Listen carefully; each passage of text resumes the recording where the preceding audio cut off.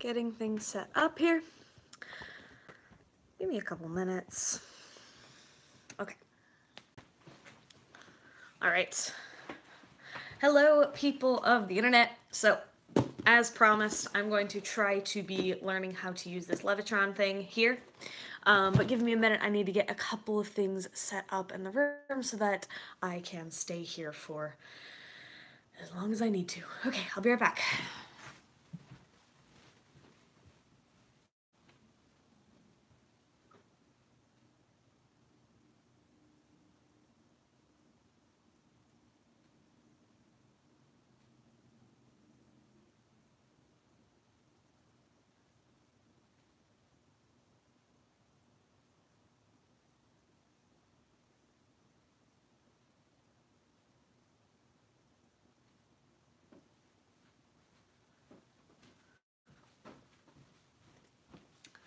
Alright, I was just checking to see whether things were working, and it looks like my picture's sideways, so there's that. Well, let's go ahead and open this magic box.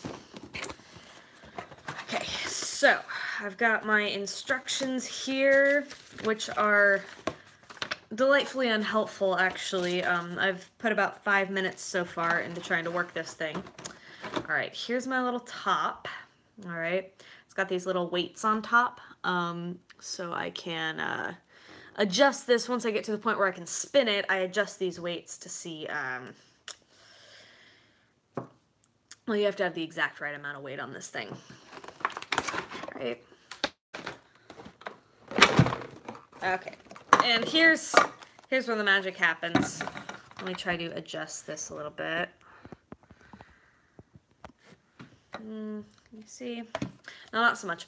Okay, this is the magnetic platform. It is highly magnetic. And I put this little pad on top of it. I think it's to protect it. And then this little platform goes over the top of that. I'm going to set this up on something higher. That's fine. I will do that. And this little guy is what I need to try to spin. So you can't quite see this right now. Let me grab something that I can put it on top of, and then you'll be able to see.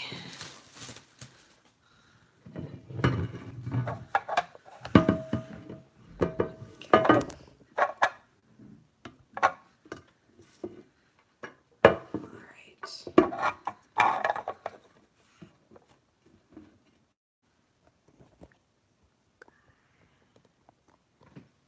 There we go.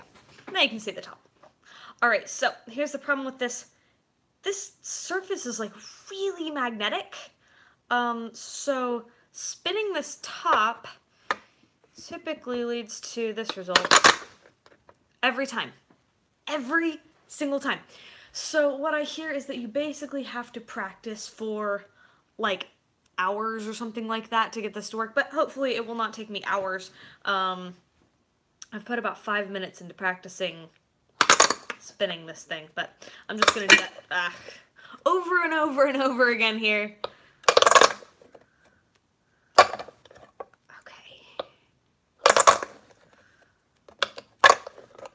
Alright. And I'm not sure whether I'll be able to see your comments while we're doing this. I might rig up some sort of alternate setup so that I can see comments as they come in. Actually, it might let me know. Okay. Yeah, every time it's gonna do this. And it's possible I'm supposed to be spinning it the other way. Here's a kind of interesting thing about this. I don't know if you can see, but it kind of looks like it has all these little like iron filings on it, but those are not iron filings. As far as I can tell, it looks like little bits of this magnet have broken off from people trying for so long to learn how to use it, and from hitting against things. So that is how that comes about. All right, my phone is giving me notifications, so I'm going to... Okay.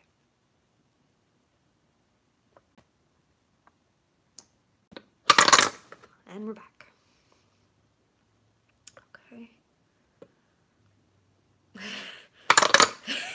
Every time. So yeah, I'm not sure if I'm gonna be able to read your comments, but if you are watching and you want to let me know that you're watching, or you have a question or something you'd like me to talk about or anything like that, you can leave me a comment. I'm gonna double check the instructions and make sure I'm spinning this thing in the right direction. Okay, it says hold spindle with the forefinger and thumb pointed down on opposite sides of the shaft. So like, it's trying to push the magnet away. It really wants to sit like this. Oh, Noelia Silver. Hello, Noelia Silver. She's watching, and she can hear me saying this now. Okay. It really wants to flip upside down like that. So holding it down. Okay, hold it down. Exert a slight downward pressure while holding the top tightly. That one I'm doing. Wind up by rotating thumb backwards slightly. Every time. Alright, so some people are watching me struggle here. For those of you who are just joining us, I have got this thing set up, but unfortunately there's some very strong magnetic fields, so I try to point it this way, and it does that. So what you gotta be able to do is spin the thing and get it to stay. And apparently you get some practice at this, and you can make it happen. It's apparently a little bit like riding a bike, where once you learn to do it, you can always do it, and it's no problem. But right now, I have not put in the work, so that's what I'm doing right now. So once I've got it to the point where I can spin it without it doing that. Oh, it spun for like a little bit longer that time than any other time. Okay. I'm gonna do this a lot of times, and once I get to the point where I can spin it, try it like a finger snap. Okay. Like, okay. I mean, I didn't talk to somebody who knows how to do this and put in the time to practice and learned to do this. By the way, hi Ben. Ben's watching. That's the person who just commented.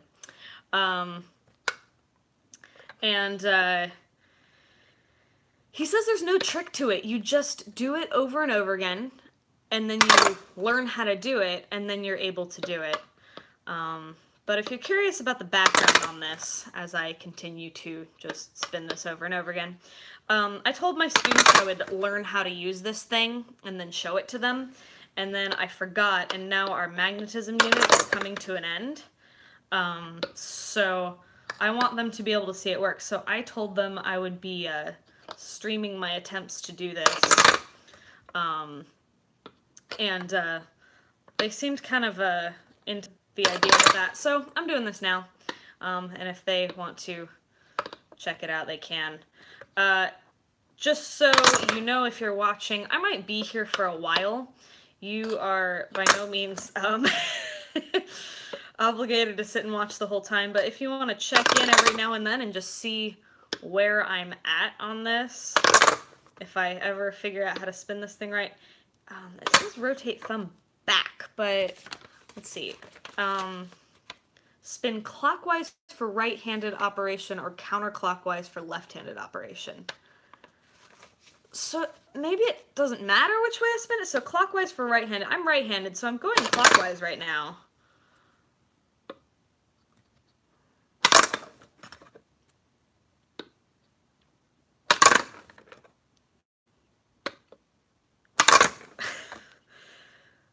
It's just a very weird thing.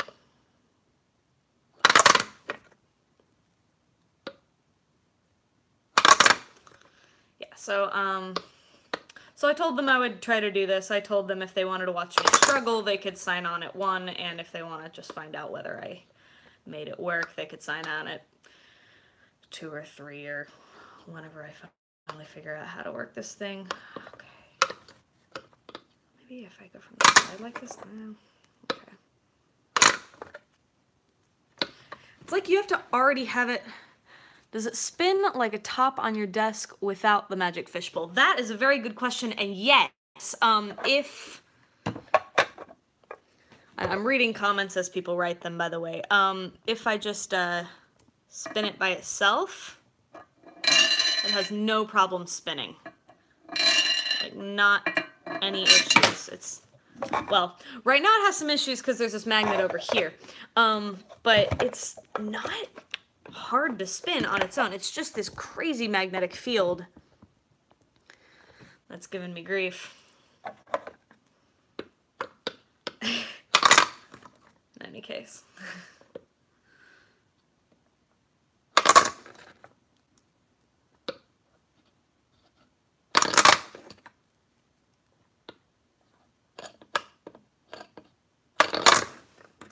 That time it got going a little longer.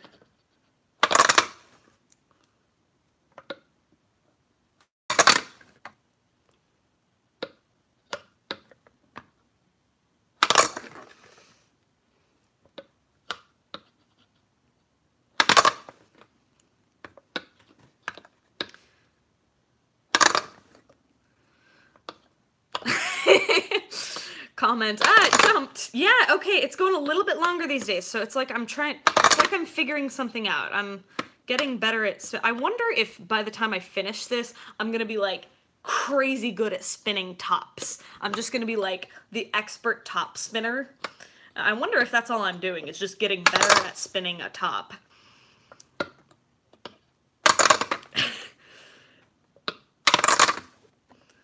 Now, I've gotten lucky so far. When I was trying this the other day, it wasn't just going crazy within here, it was actually jumping off the table. Okay, each time it's going like a little bit longer, just a little bit longer. Just a little bit, okay. If you're just joining us, there's some really weird magnetic fields in here. It's making it very difficult for me to spin this top, so I need to learn how to spin it, and then I can work on levitating it. Okay, it's going a little longer every time. Not that time, though.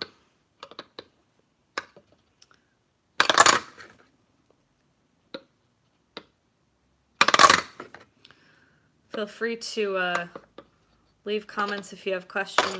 Oh, it went like a little bit longer. Okay. Okay, we're getting there. We're getting it. Okay. Oh, man. So, yeah, so if I just let it go like that, it jumps like that. Makes these crazy... so I have to spin it fast enough that it stays going. Okay, each time I'm getting it like a little bit longer here.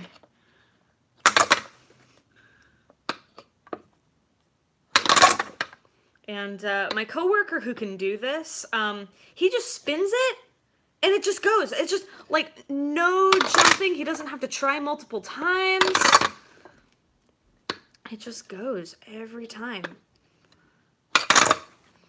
Now this isn't the first time that I've had to practice a demo for class. There's one demo I do, and I love doing this demo, where I get like a playing card on my finger, and then I put a coin on over top the playing card. And if you practice enough, you can flick the card out from under the coin.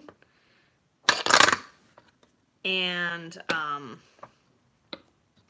the coin stays on your finger. Oh, look, it went longer that time. Did you see that? You see that? Okay, I'm getting this. No, not that time.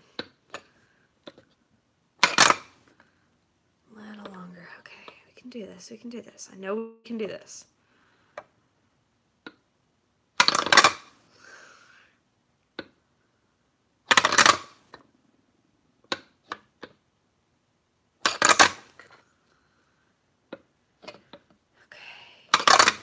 Not quite.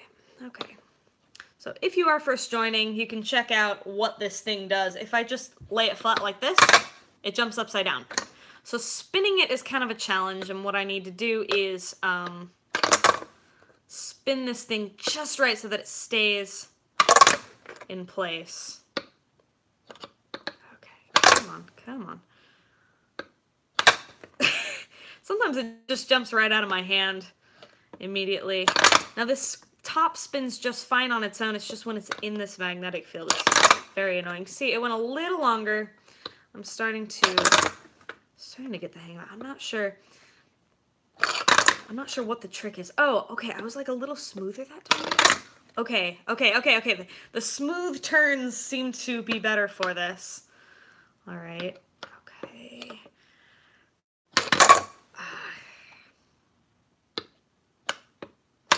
Feel free to leave me a comment if you have suggestions or questions, or just want to let me know that you're there, because you can see me, but I can't see you. But this is the part that takes the longest, is just learning how to spin it. Once I've learned how to spin it, what I have to do from there is to get the weight just right so that it hovers just a little bit over the platform. Nolia Silver asks, what's the physics behind how this would levitate? You know, I bet there's a good explanation in here. Let's take a look at that, because I don't know the details. These are all operating instructions. Congratulations, you are the owner of a Super Levitron, the remarkable new product of the magnetic levitation technology, which in 1994, this thing is ancient, gave you the Levitron. Development of the Super Levitron, which floats twice as high as its predecessor, was made possible by knowledge gained in production of the Levitron and by the very recent availability of powerful permanent magnets of neodymium iron boron, known as neomagnets. This is very exciting stuff. Your super... Oh, I went a little longer. I'm starting to get this. It was a lot worse. If you're just joining us, I was doing much worse earlier. It was just flying every single time. Never mind, that one was bad. Okay, your Super Levitron floats using the lifting power of opposed permanent magnets. The top magnet is stabilized in space by the gyroscopic effect of spinning. So it might not be difficult to imagine how this would float, just because this part is obviously repelled by the magnet down here. If it wasn't repelled, it would just stick to it. It wouldn't float, which of course means that you've got like a north and a north, and then maybe it's a south up here or something like that, which is why it wants to flip upside down. So that does make sense to me. Stabilized by the gyroscopic effect of spinning.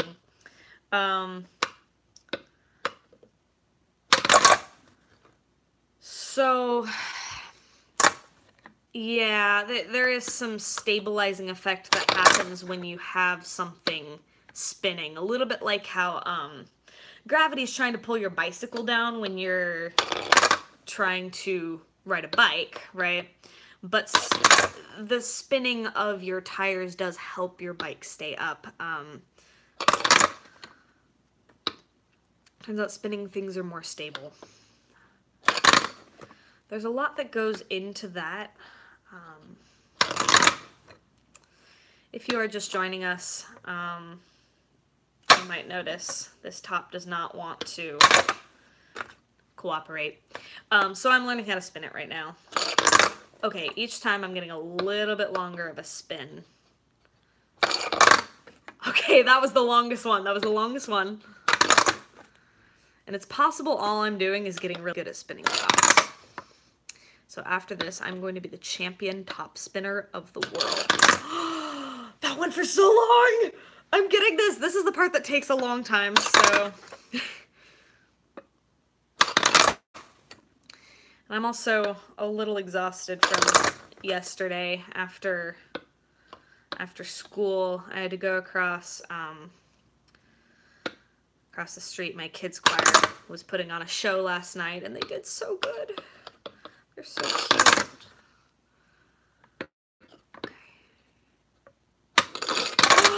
That went for a long time. Okay. We're getting there. We're getting there. I'm starting to have hope that sometime in the next hour I'm gonna get this thing to work. So you can feel free to check in every now and then. I don't really expect people to watch this entire video. That happens too. At some point during this video, I'm going to start to get frustrated, but right now this is just kind of fun. Oh. It does like sticking down on the base.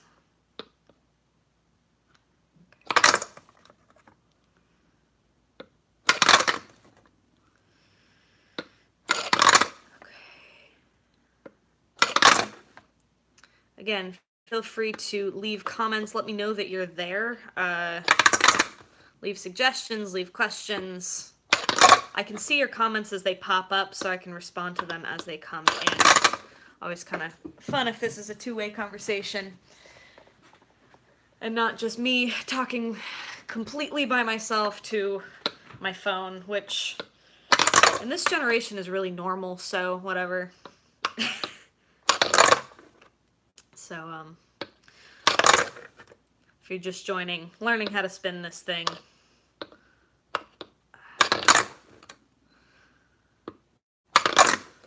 Now, it has to be difficult. I mean, there's really no way to build one of these so that it wouldn't be difficult. If you think about it, because the bottom of this magnet really has to repel the top of this base, otherwise it wouldn't float. So there's no way to build one of these so that it's not difficult to operate.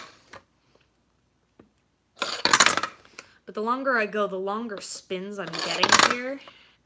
So now it's actually spinning for about a second before it flies off.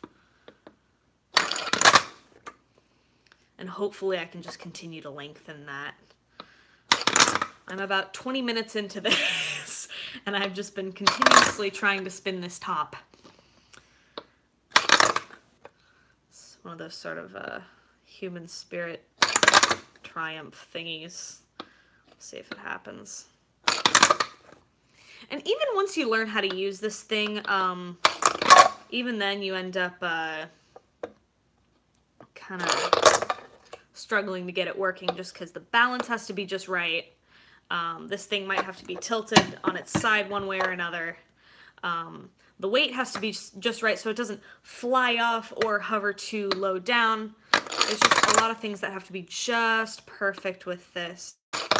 And the main thing being, you have to be able to spin it. Once again, feel free to leave comments, say hi, let me know you're there. I can't see you guys, so you can ask questions, leave suggestions, ask for stories about things.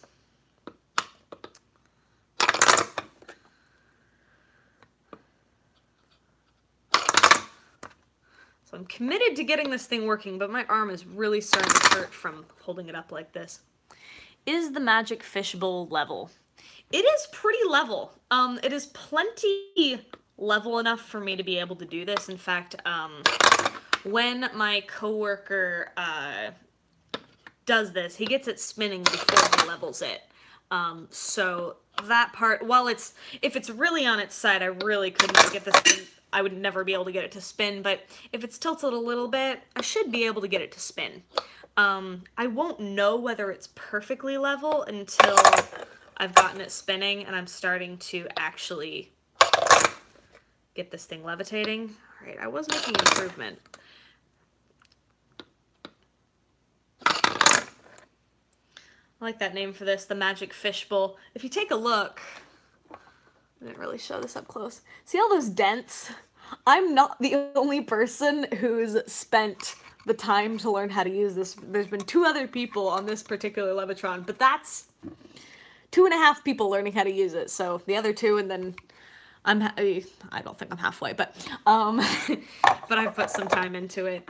And actually on this top itself, somewhere on here, there's a place where you can put sort of a piece of plastic. You sort of stick a piece of plastic to it. And that's been kind of worn off a couple of times. We've got one more. And I'm allowed to use that, but I'd love to not have to, so that somebody could learn how to use this after me. All right. For those of you just joining in, the issue with this top is that it is repelled by the base. So if I just let it go, it jumps up and down like that, which is very amusing to watch, of course, but it makes it very, very difficult to spin. So I have to spin it perfectly nice and level, putting pressure down. And it basically has to be spinning quickly before I can let it go, but that's not something you can easily make happen. You really do have to practice at it. I have enjoyed your comments, so please feel free to continue to leave me comments, suggestions, questions. They don't even have to be about this. You can just talk to me so that I'm not having a one-way conversation. Which does happen in the classroom sometimes, but... Oh my gosh! Oh my gosh! Oh my gosh! Oh my gosh! It was spinning for like 2.5 seconds! Okay, I'm getting this. Put some training wheels on the top. That's very good. That's very good. Okay. We're getting there. We are making progress. Okay. I can get it spinning for a couple seconds now. Sometimes. Triumph of the human spirit. Oh, man. Top spin achieved. Ben is very into this. Thank you, Ben.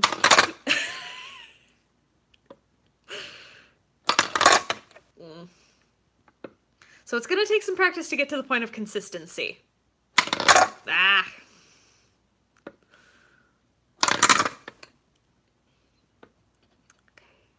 I don't know what I did to make it happen. It's kind of almost a muscle memory thing.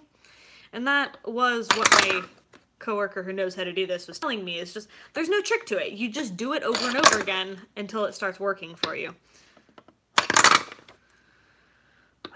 Being centered helps. It seems to have a little bit of point of stability right in the center where it's like, okay, sure, I'll stay there. Like right now, it's not violently trying to get out of my hand. But if I shift it to the side, I can't do that.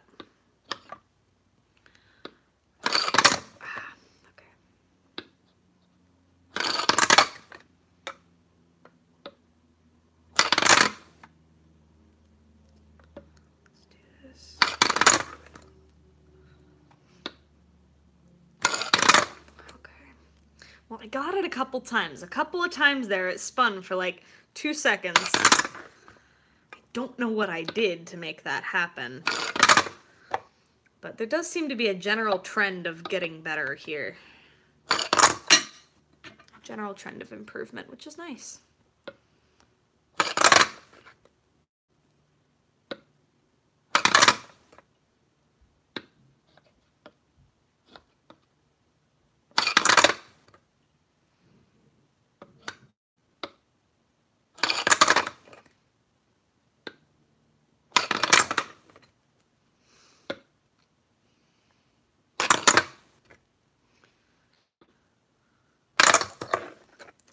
This is how I spend my Saturday afternoon.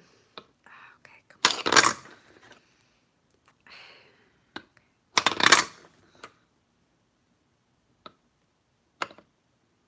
Come on. Sometimes just kind of fun to watch it and you let it go.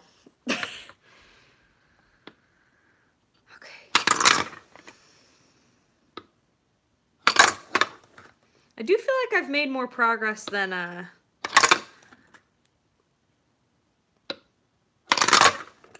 might have expected. Again, I only know one person who knows how to do this, who spent like a week learning how to do it. I don't plan to be here in a week. Interesting, so it seems like it's not speed so much as placing in the right position and not letting it go at an angle. Okay, maybe. Well, I'm always having it in the same position. It's always, I don't know, maybe.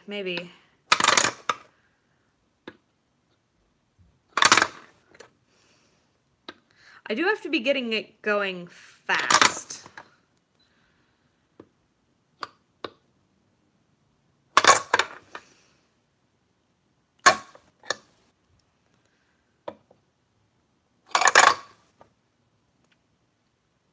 I've considered trying my left hand. The person I know who knows how to do this. is left-handed, but uses his right hand for this. Whatever. Okay.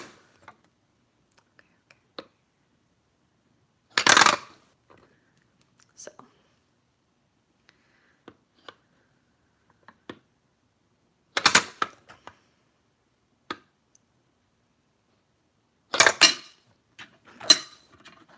I was getting better at this.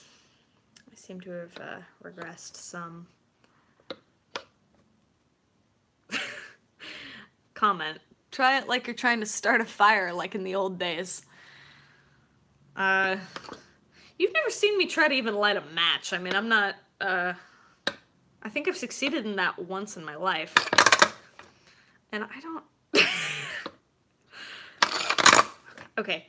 I think spinning it fast does make a difference. Okay.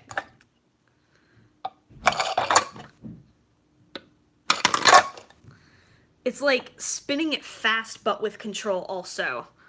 Like, I really have to put some force in there, but it also has to be straight up and down, and letting it go at this sort of up and down angle.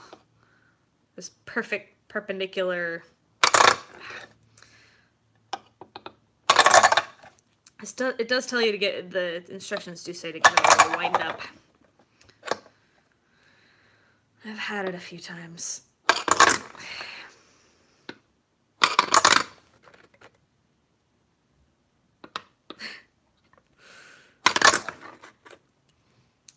You can buy Levitrons. That is a thing that you can do.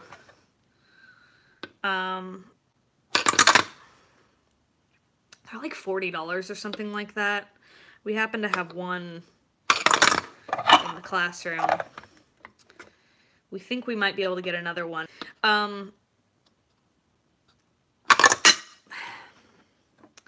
While they are not all that expensive, they're a little hard to find.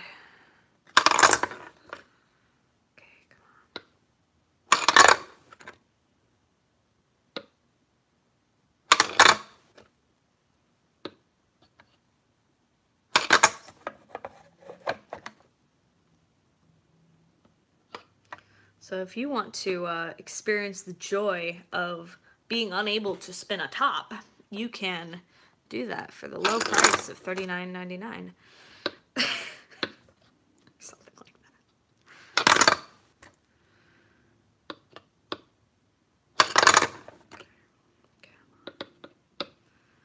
Okay. Does it matter if I hold on to the whole thing? Okay. If I hold on to more of it, it seems to be working a little better, as opposed to just gripping the very top of it, because that gives me a little more control.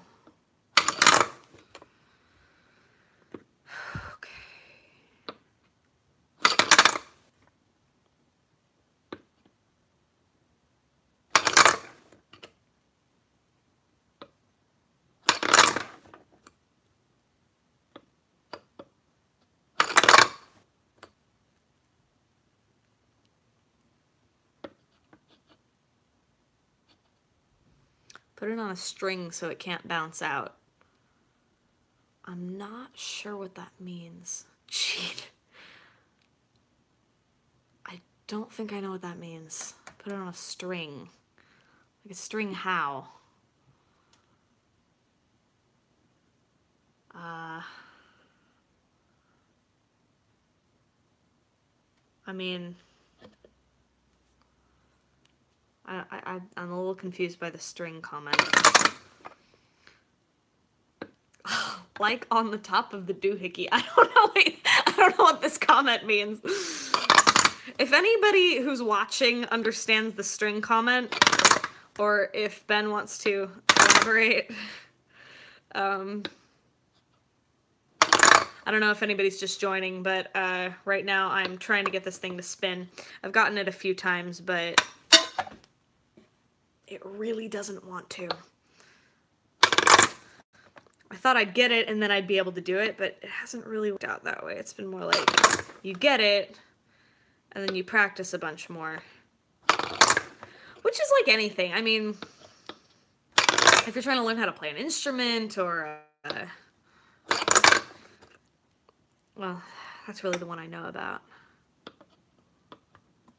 Tape it to the finger grabby thing.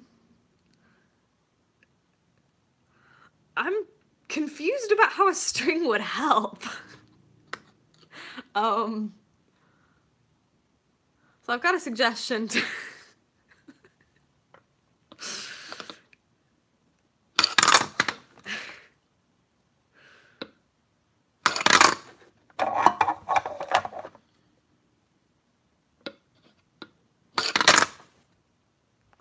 Now, I have on the piano before in my life practiced a single measure for as long as 45 minutes. And it does happen during that time that every once in a while you get it perfect. And then it's like 10 or 15 or 20 minutes later that you get it perfect again. And it's like, man, I thought I had this, but no, it just happened. Just,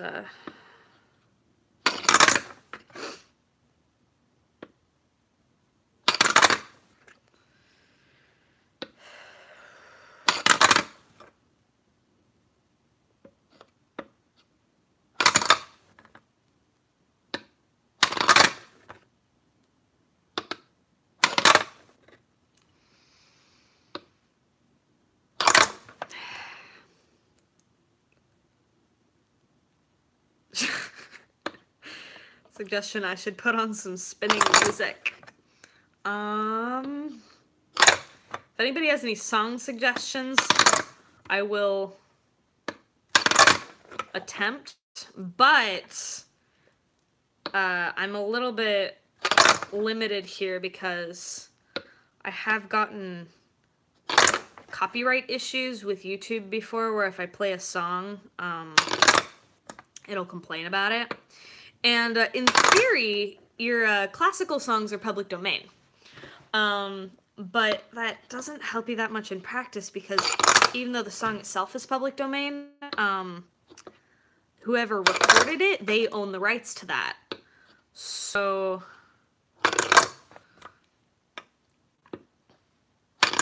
you still can't use the recording. In fact, a while back, I recorded myself playing a classical piece on the piano, and I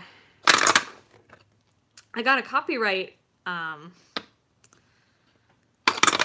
notice about it, and it was a little annoying because it's definitely public domain. But I guess my rendition sounded really similar to somebody else's interpretation of that song.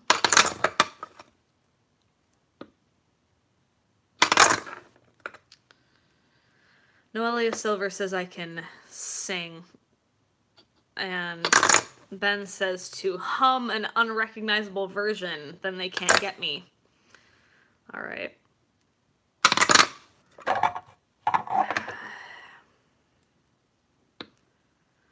I don't know any songs about spinning. Are there any songs about spinning? There is a piano piece called Spinning Song. My students are sometimes asking me to sing. They'll be like, can you sing for us right now? And I'm like, they're like, sing a physics song. Guys.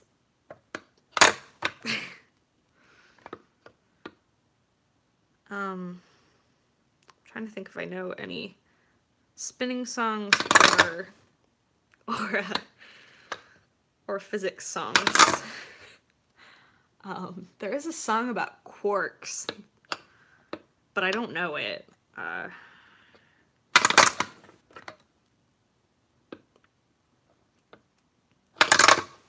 Kids are crazy. This is a really good set of kids this year, though. I am going to miss them so much at the end of this year. I mean, I kind of say that every year, but I really feel it every year. Every year, I'm like, man, these are the best kids I've ever had. And this year, it's been fun with the channel, just being able to kind of relate in a different way. Could always write a song about a Levitron right now. I think it would be a very sad song, though. It'd be about how it's giving me grief. Sing sad music.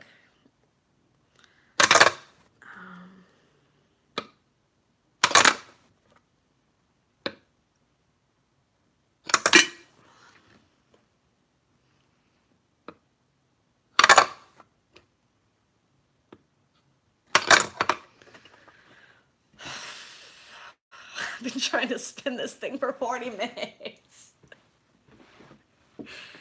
I can make the top heavier. I'm gonna try that. I'm gonna try making the top a little heavier.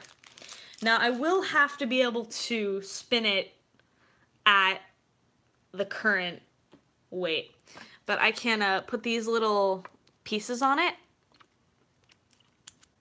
and this will definitely be the wrong weight. It will not float with this much weight on it. There's like no way. That's the best I can do. I can't make it bigger around. But let's see what happens. This gives me a little less space to grip it. I don't know if that's any easier. Actually, I'm not sure. Maybe making it lighter will help. Because the more top heavy it is, the more it's going to want to flip around with or without those magnetic forces. So I'm going to try taking everything off. See if that's any better. Now this is most definitely... Oh, no, that's worse. Actually, that sort of medium weight was the easiest. If you are just joining us, I'm trying to learn how to spin this thing. It's harder than it looks, because if I let it go, it does that. It looks like I'm just terrible at spinning tops, but I've gotten it spinning a couple of times here.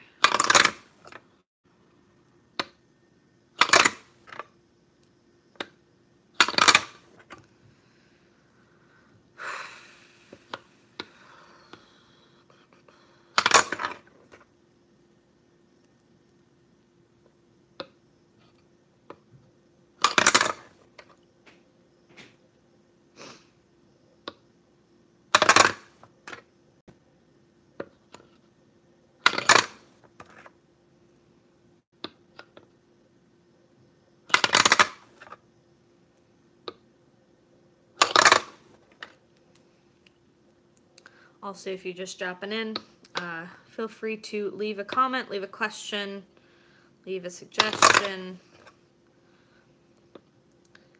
Always nice to have the feedback and to know that you're there. Since you can see me, but I can't really see you.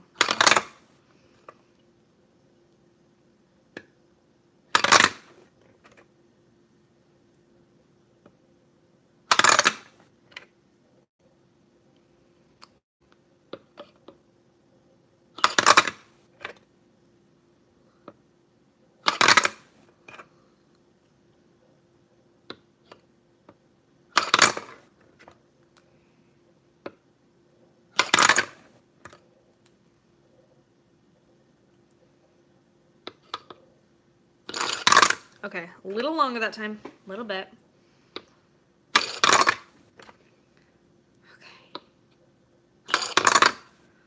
Okay, starting to get a little more consistent that it's longer. If I really press it in and...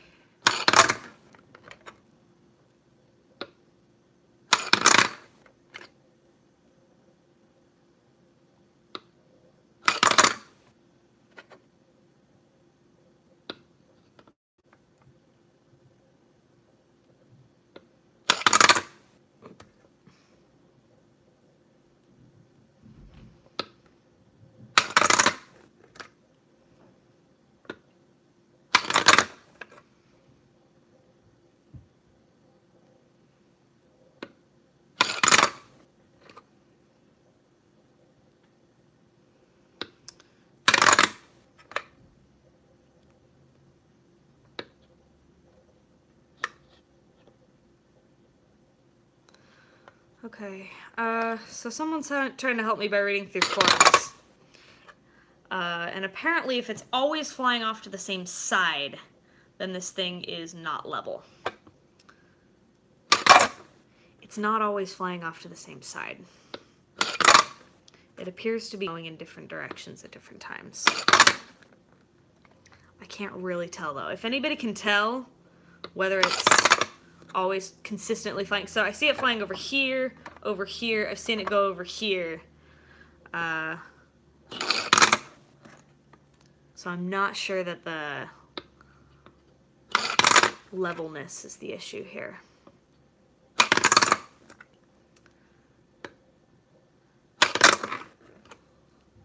don't have a level here. I do have some in my classroom, but that's not helpful to me.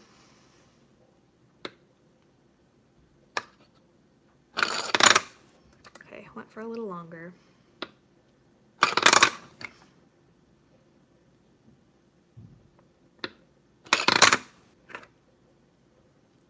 "45 minutes. Doesn't seem to hit the corner to your left. That time it did. Okay, that time it's that corner. I should really like record this in slow motion and see if it's consistently. Well, I've got a little thing I can use. So this little guy is what's used to kind of shimmy it up on one side, so it kind of adjusts the levelness. Let's see if that helps at all. But since I have been able to get it to spin.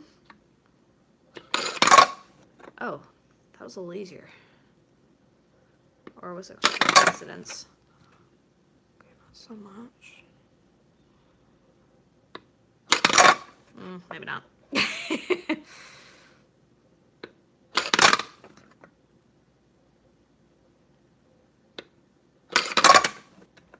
Okay, it's maybe a little bit easier. I do have 2 of these, so I can level it from both sides, too. We'll see.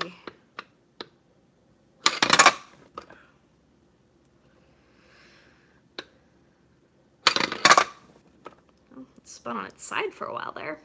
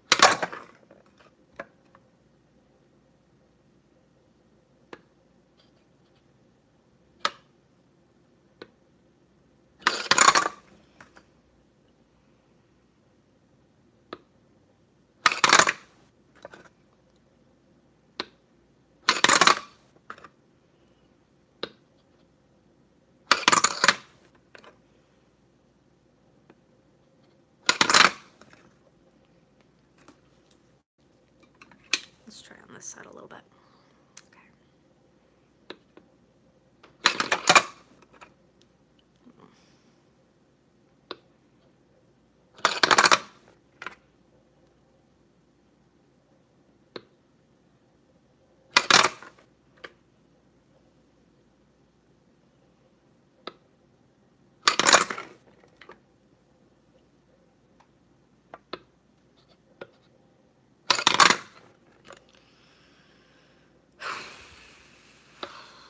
If you're just joining, I'm trying to get this to, oh yeah.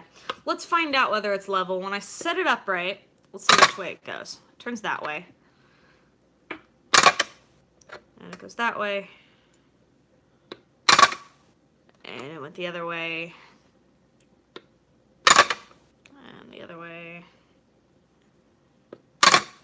Yeah, it's kind of going every direction when I set it up right. So that leads me to believe it's pretty level right now.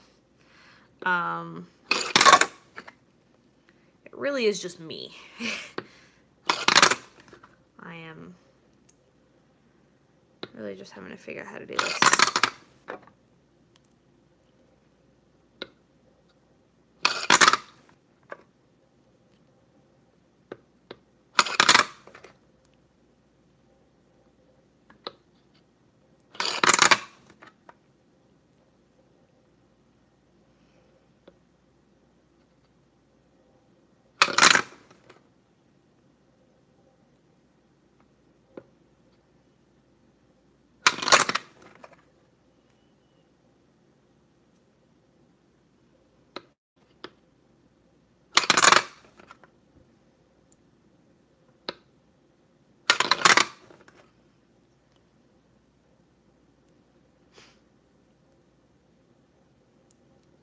If you've never used the Levitron, the first you should do is put all the weight on the Levitron. It won't lift off as easy. Okay. I'll try again with all the weight on there. It didn't seem to be easier like that. Ah. And now I'm dropping all the weights, so that's good.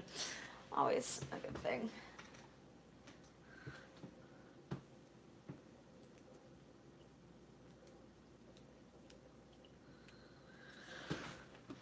I appreciate the help. I definitely need it. Maybe that's easier.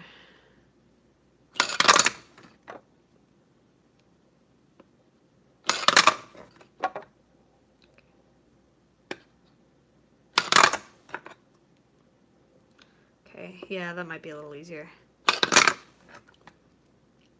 We're getting there. We are getting there. This will happen to... Okay.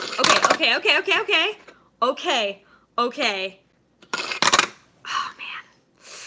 Ugh.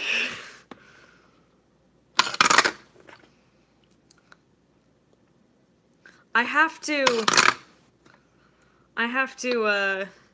keep at it because this is what I make my students do every day, which is to do really hard stuff and just do it over and over and over again until they can until they can get it. So if I give up here, I'm modeling for them that you don't have to keep on working at things, and that is not a good thing. Yeah, it is skidding around a little bit more in this position before it flips upside down, so that's good.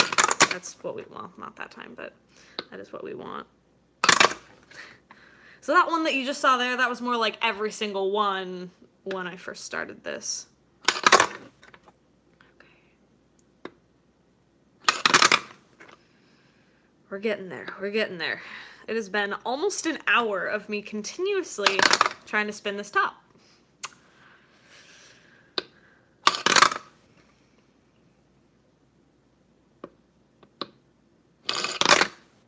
But it's going longer.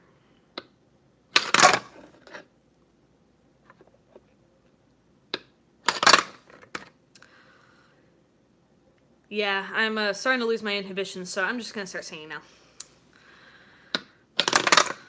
Would you like to swing on a star? Carry moonbeams home in a jar?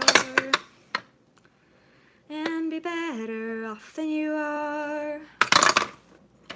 Or would you rather be a mule?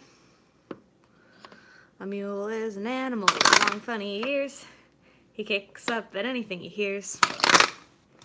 His back is brawny and his brain is weak. He's just plain stupid with a stubborn streak. But by the way, if you hate to go to school, you may grow up to be a mule. Or would you like to swing on a star? Carry moonbeams home in a jar? And be better off than you are? Or would you rather be a pig? A pig is an animal with dirt on his face. His shoes are a terrible disgrace. He's got no manners when he eats his food. He's fat and lazy and extremely rude, but if you don't care a feather a fig, you may grow up to be a pig. Or would you like to swing on a star? Carry moonbeams home in a jar? And be better off than you are? Or would you rather be a fish? A fish can't do anything but swim in a brook. He can't write his name or read a book. To fool the people is his only thought. And though he's slippery, he still gets caught. But hey, if that kind of life is what you wish, you may grow up to be a fish. And all the monkeys aren't in the zoo. Every day you'll meet quite a few. So you see, it's all up to you. You could be better than you are. You could be swinging on a star.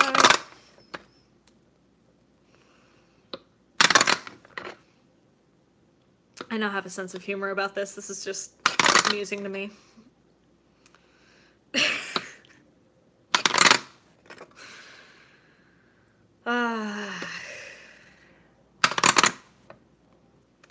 Climb up on Salisbury Hill. I could see the city lights. Wind was blowing, time stood still.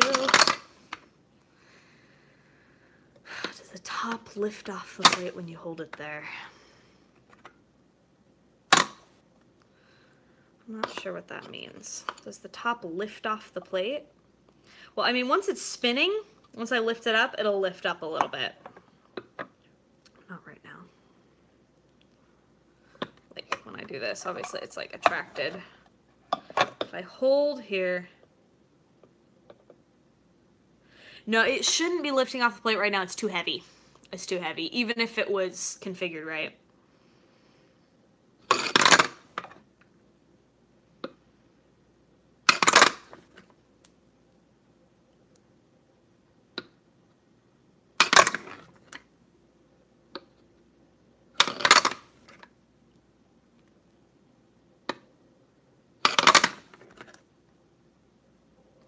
Is it broken? No, this one works. This one works. My coworker got it working yesterday.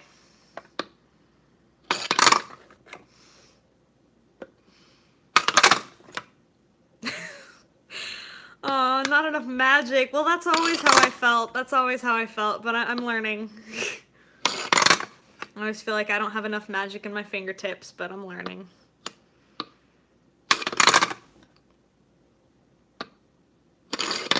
Okay, okay, okay. Of course I keep saying that. Noelia Silver says I should try it in Disneyland. Thanks! Very helpful, Noelia.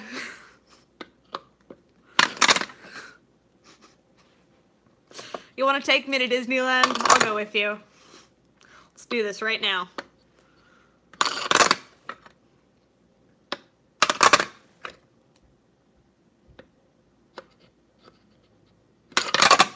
How's life for everybody out there on YouTube?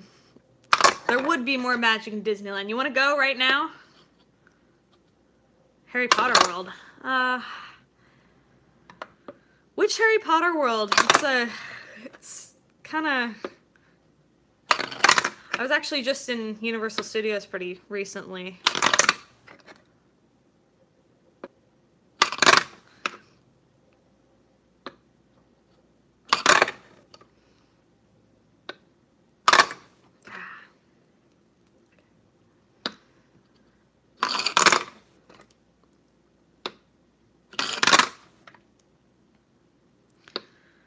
How was Universal Studios? It was good. It was fun, but I'm an old person now. I get vertigo a little bit on the rides. I get a little bit nauseous. So there's kind of a limit for how long I could be there. And but it was good. We got around to a lot of the attractions, got to wander around in Hogsmeade, got ourselves, you know, the obligatory chocolate frog, and we had a good time. It was fun. Spent some more time down in SoCal, just hanging out, enjoying the weather, which actually the weather wasn't that good, so never mind. It was okay.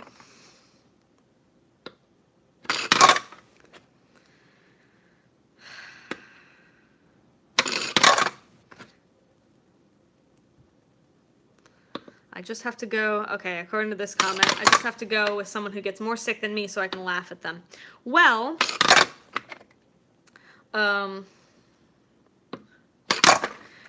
Caleb, my husband, does get more tired than me, so that did work out. Ended up being okay. We ended up being able to head out at about 6:30. Man, I'm an old person. It's funny because I like saying in my classes that I'm an old person because they know I'm only a few years older than them, and they just think that's hilarious, you know? Well, some of them do anyway. But it's funny when I say to my kids choir kids that I'm an old person, because they have no concept of age. And so I'll tell them, you know, oh, I'm so old. And maybe some of you heard this story, but I was telling my little 3rd grade kids choir kids, oh, I keep forgetting the words to this song, I'm getting so old. And one of them's like, no, you're not that old, you're just like 30 or 40. I was like, whoa, okay. And he could tell I was a little, he could tell he was wrong. So he goes, 50? Like, no, other way, no. I'm not 50 yet.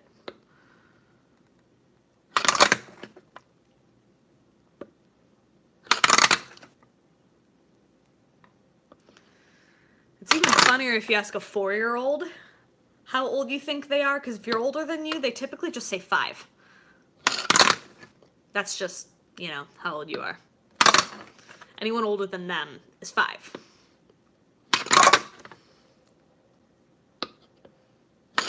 One of them, she was telling me, I'm almost 5. And I'm like, how old do you think I am? And she says, 5. It's like, but you're almost 5. And she's like, yeah, but not yet.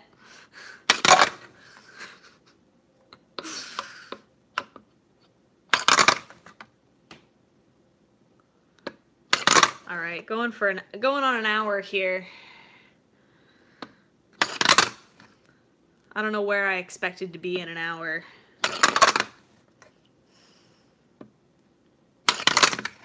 But that is kind of what I was hearing. It really does take that long to get to the point of being able to just spin the thing.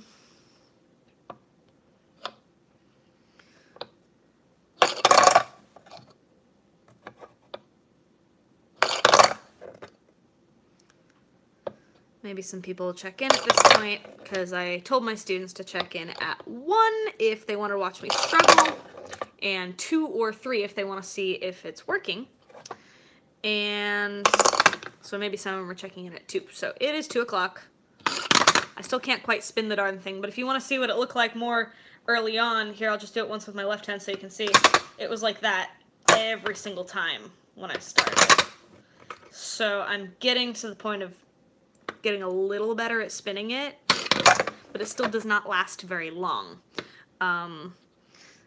There seems to be a requirement that it spins very fast, but also to keep it very accurate.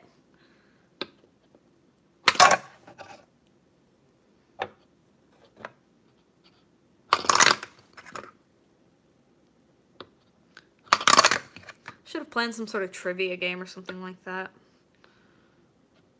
But I don't think I can come up with questions off the top of my head here.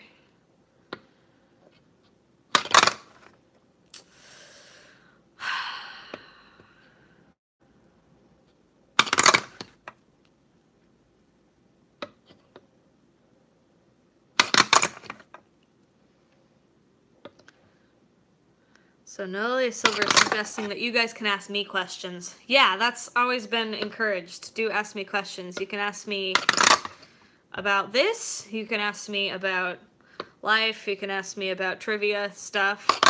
Totally ridiculous things.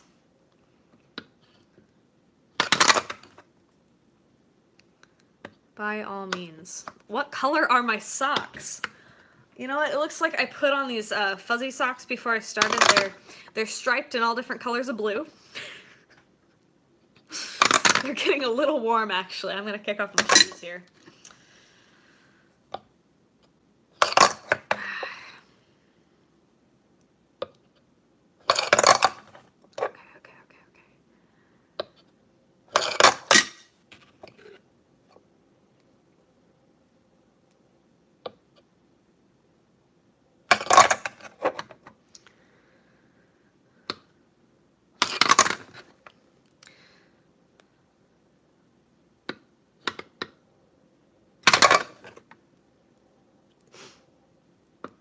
So this,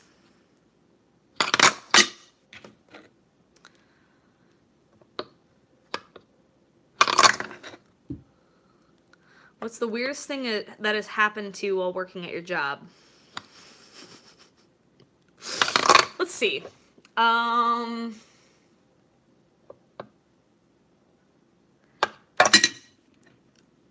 Let's see. I love the day of the year that we do color in my Physics 1-2 class. Because we spend a week or two talking about color, but my hands are starting to sweat. But there's one day when we do a lab where I turn off all the lights and just let them shine different colors of flashlights on different colors of paper. It's dark in there, and I end up going around having to check everybody for color blindness. Because people think they can do this lab, but if they're colorblind, it doesn't work. And it's just hilarious watching them try and writing down ridiculous colors. It's like something's blue and they're writing down orange, and you know, so I go around checking to make sure everybody's colorblind. Or that everybody's not colorblind, sorry. But one time during that, somebody had left like a feather boa or something like that on a desk. And somebody goes over, thinks that nobody's watching, because it's dark, you know. He puts on the feather boa and starts dancing with it and singing Santa Baby. And as he's dancing and he turns around and he sees I am standing, like, right behind him. That was one of the greatest days. That was a good day.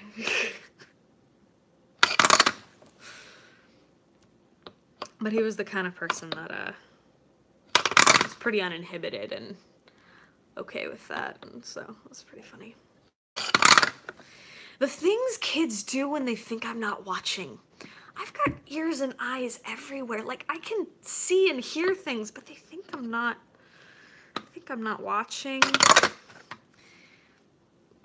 It's very amusing. Okay, it skidded a little longer that time, but yeah. If you're just joining in, there's some difficulty in getting this thing to spin. So I've been going for about an hour and 10 minutes, just trying to get it to spin, not including the time I spent the other day during lunch period, and ended up deciding, you know what, there's a limited amount of patience a human being has in a day, and I need it all for doing my work. But Noelia Silver had asked about the weirdest thing that has ever happened to me. Oh man, it just got worse. The weirdest thing that's ever happened to me at my job.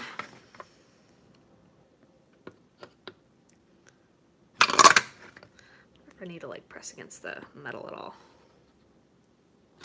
So I'm trying to think of weird things that have happened to me.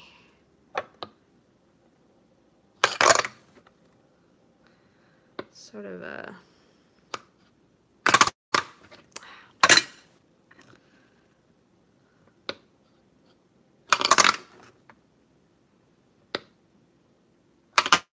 there is sort of a hard limit on this in terms of how long I can spend, since I've got a... Leslie asks, what were you like when you were in high school? About like this, basically. I was a little less, I think I was a little less fun, in some ways. I was a lot more uptight about things than I am now. I didn't have like a group of friends I hung around. I more would, I don't know, I had a couple of close friends. I would go off campus a lot, and In classes, I was usually the one who was asking good questions. Generally a good student, but also just really, really uptight, really stressed all the time, just like a lot of you students are.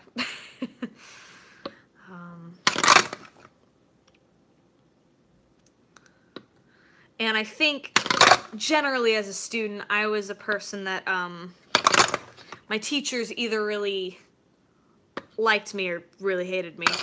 There wasn't much of it in between there, just because I think I was a character.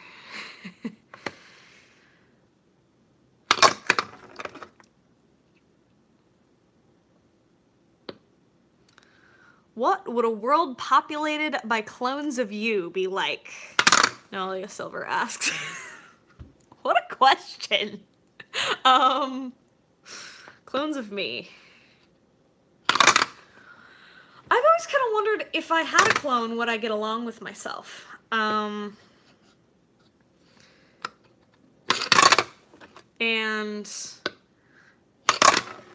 I think the answer is no. Because if you're watching, you can answer this. Have you ever, like, met someone and for absolutely no reason at all just felt like, I don't think I like this person. I don't think we're gonna get along. I don't think we're gonna be friends. You know, have you ever had that experience? Or is that just me being, like, incredibly judgy for absolutely no reason at all whatsoever? No comment? Okay. I guess it's just me. All right. Well, I'll meet someone like that every now and then, and often I end up becoming good friends with whoever it is that I think I'm not going to be friends with. Ben says it's just their stupid face. No, that's actually not what it is. Pretty consistently, when I've met someone like this, I realize later that they are like me in some way. They have some really similar mannerisms to me, and it just gets on my nerves. I don't know why. And so my guess is that if I did have a clone, someone who was like me and talked and acted like me, I wouldn't like them. That's my impression. So a world of people who don't get along that well, maybe. Also, a world populated by clones of me would be all female, so there's other problems with that. I guess some people might disagree with that, but I think there's problems with that. And I don't know. Ben says that he feels like we would all be very productive. We probably would, but I don't know what your definition of productive is, because this is how I'm spending my Saturday. But I did promise my students I would, so...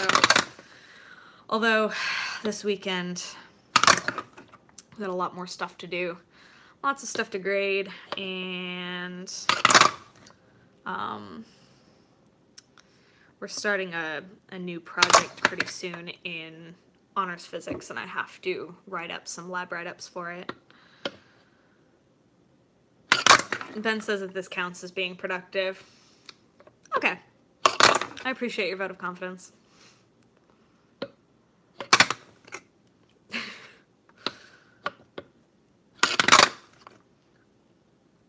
I am quite consistent with the channel. I have considered that, you know, taking the attitude of that being like a job. Just in the sense that I'll always post on a Saturday, even if it's... A couple of times I've had to kind of post fillers because of being busy, but if you're just joining us, having a hard time getting this thing to spin, still.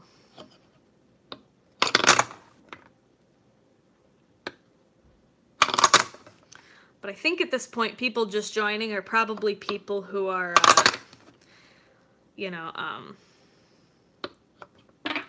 Leslie says, are you ever going to do the testing of relativity by measuring muons at the base of a mountain and on the top? Well, I can tell you stories about that, Leslie. Did I don't know if I told you guys stories about that last year. Last year, we were a week behind in curriculum. This year, thanks to my desire to try stuff, we are 2 weeks behind in curriculum. So we're not going to do that one this year. But the real reason, yeah, okay, Leslie says, yes, you heard about that. Did I talk about the bugs? For anybody else listening who doesn't know this story, there's a thing that we have sometimes done in my class where we, basically measure time dilation, the concept that time moves at a different rate if you're going close to the speed of light. I'm majorly spoiling some stuff for those of you who are in my class right now, but oh well.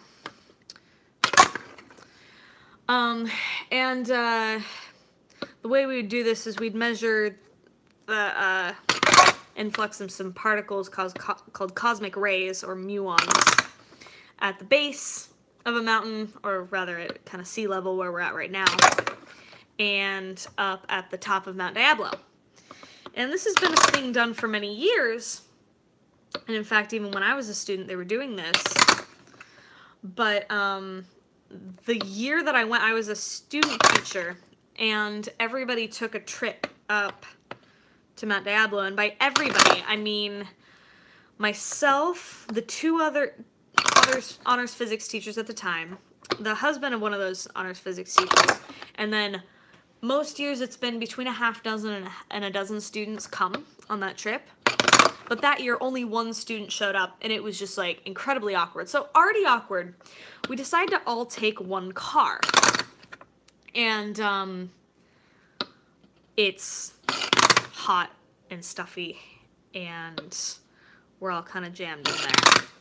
And we go on this trip, and, we get up to the top of the mountain. I mean, sweating, you know, because it's hot and really miserable. And the entire place, the air and the floor and everywhere is crawling with earwigs.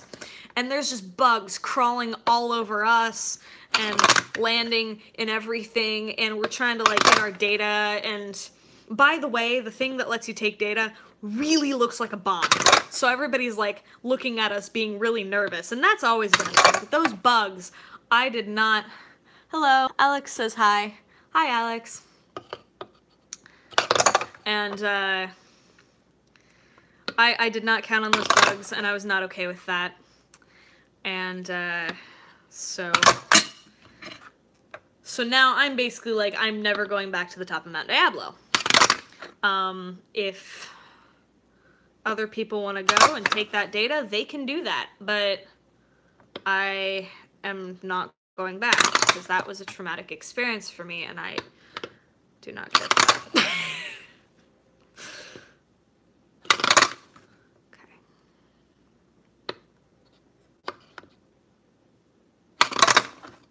Noelia asks, if magic was real, what spell would you try to learn first? Well, it depends on your system of magic. That's a really good question here. I haven't... Are we talking like Harry Potter magic, or are we talking other systems? I don't know. Maybe Noelia wants to answer, or I can just start talking. Well, you're talking spells. Spells specifically, so it can be any spell, or are we talking like Harry Potter spells? Sure, Harry Potter, okay. Well, there's no Harry Potter spell that really lets you fly. I'd be getting on that broomstick pretty quick, though, because that sounds like fun. It's going a little longer these days. If there's a spell that makes this thing spin, I'd go for that, because right now, this is starting to get frustrating. But I've gotten spinning a couple of times.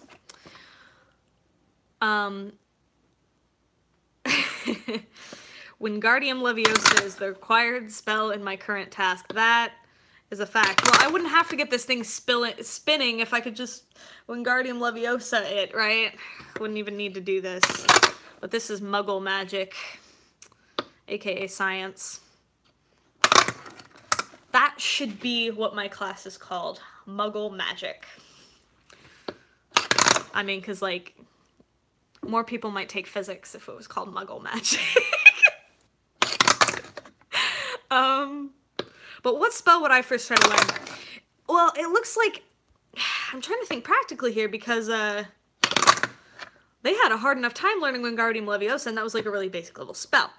But assuming equal difficulty, I am wanting, the spell I am most wanting to use all the time is Accio. That spell that makes things that you're looking for come towards you, because I lose everything. So learning Accio, I mean, I even sometimes when I'm looking for something, I used to call out for it jokingly, be like, hey, keys, where are you? Now I'm like, Accio keys. It turns out that doesn't work. So that's unfortunate.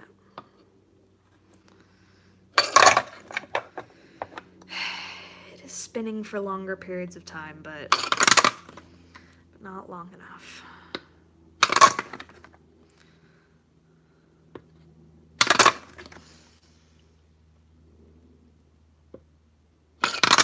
By all means, continue leaving me questions. These are great questions. Noelia, if you knew magic, what would be your first spell that you would try to learn? Or anybody watching, if you could do magic, what would be your first spell that you would try to learn? Any thoughts on that? Assuming sort of equal difficulty of spells here. Do you think it would spin longer if you filled the bowl with soup? No, I do not think that. That is an excellent question. Nobody has a favorite spell? Anything they would try to learn first?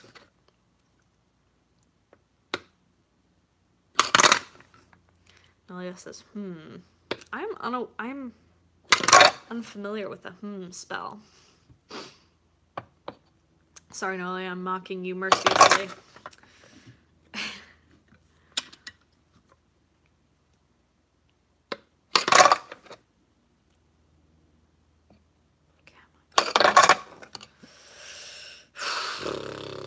No, I mean,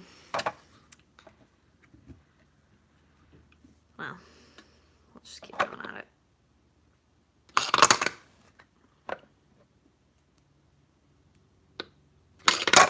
I really should have taken a picture of this plastic thing beforehand so I could see how much damage I'm doing to it here.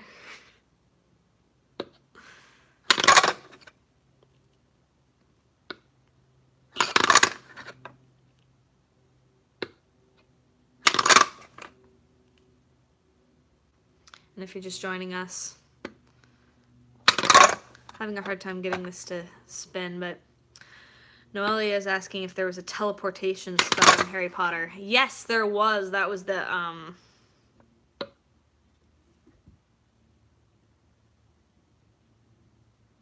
apparition. Yeah. Learning how to apparate and disapparate. But that one's dangerous. That one can get you, like, split in half and stuff, leave limbs behind. But I did say assume equal difficulty of all spells. But, like, if you accidentally mess up Wingardium Leviosa, the worst thing that's going to happen is you're going to, like, make something burst into flames or something. You know, you're fine. But you mess up the apparition thing, and you could die or have limbs removed. And that is really scary.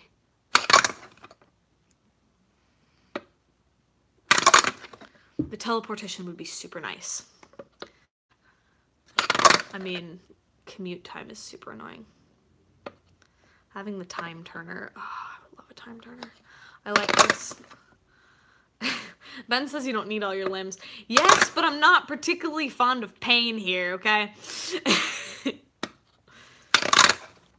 I once read a ridiculous article on, like, how to lose weight or something like that, and it was like... I only read it because I could tell it was a joke, because the suggestions were all having to do with, losing certain limbs. Like, it's like, you can lose 5 pounds by losing this organ and this organ, or this hand and this foot, or it's like, oh my goodness, what is wrong with these people? But it was pretty funny. I did enjoy it. So about an hour ago, I did get this spinning for about 2.5 seconds, and that is... They're spare parts. Okay, your heart is not a spare part, Ben. I'm a little confused by why you think that. Though I did say hand and foot right there, so.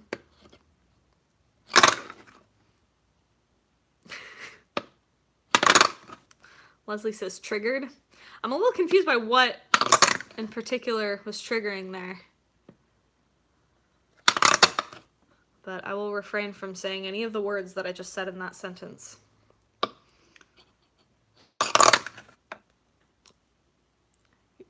The heart being not a spare part.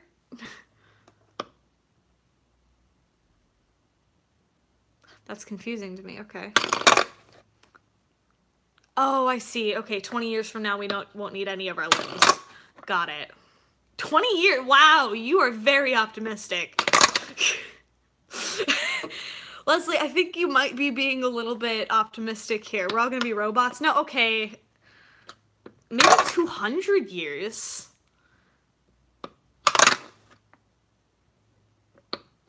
I love robots, but 20 years feels a little... Ben says he's gonna be a head in a jar on Mars. Very good.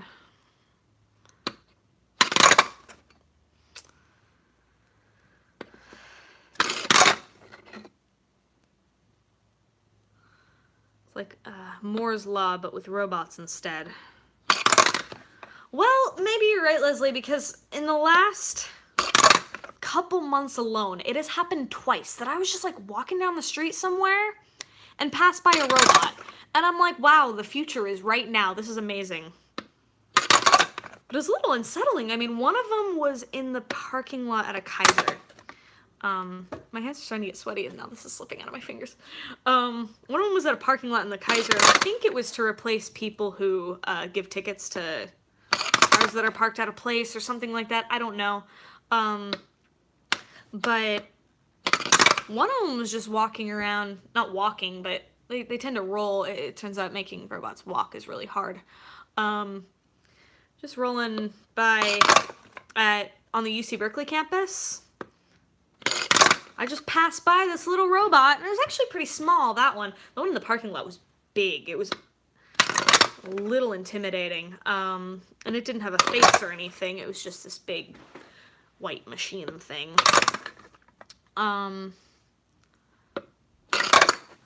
But the robot on the Berkeley campus was interesting. It was a little guy, like the size of a little dog or something like that.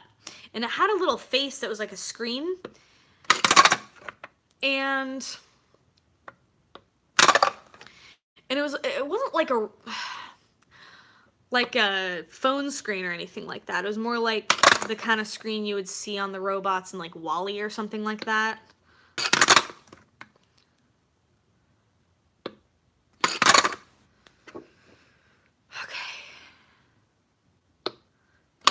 Ben says he would have wanted to tip it over. Leslie, no, not quite like a window screen, but like, just you could see its facial expression a little bit. It had like eyes that would kind of shift, but it was all pixelated. And as for tipping it over, I mean, there were a lot of people around like taking pictures of it, and honestly, it just caught me off guard. I'm like, that is a robot. I am passing by a robot. And then I saw another one just like walking a little further, but that one wasn't rolling, it was just sitting there. Wasn't going anywhere. I think it was off. As an aside, I recently wrote a story about robots, and that's the one that's going to be published pretty soon. I just got my contract in my inbox, so that's pretty exciting.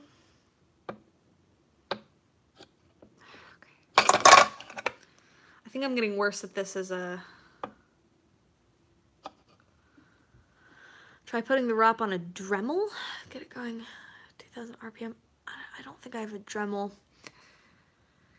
Noli asked, what if you could have a pet robot? I'd take a pet robot.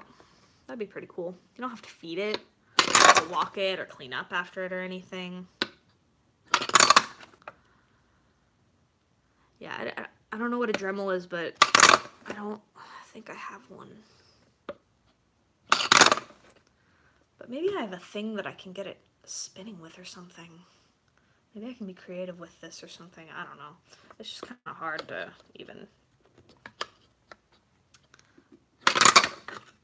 If you're checking in on progress, I don't know, I can't compare to the beginning of this video of whether I'm getting it spinning any better than I was. It's a little hard for me to do that. And obviously right now I can't check it in.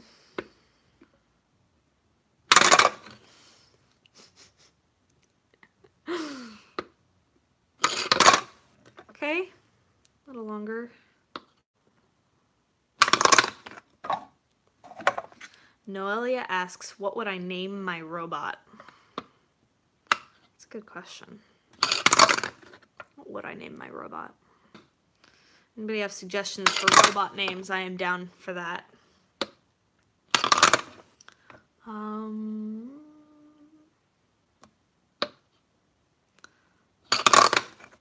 Let's go for something, you know, basically Steve or something like that.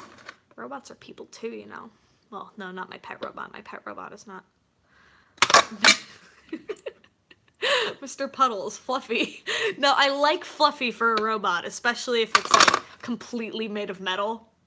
Yes, if I had a pet robot, I would name it Fluffy. That is my answer. That is my final answer. Bebop is great too, but sorry, Noelia, Fluffy already won.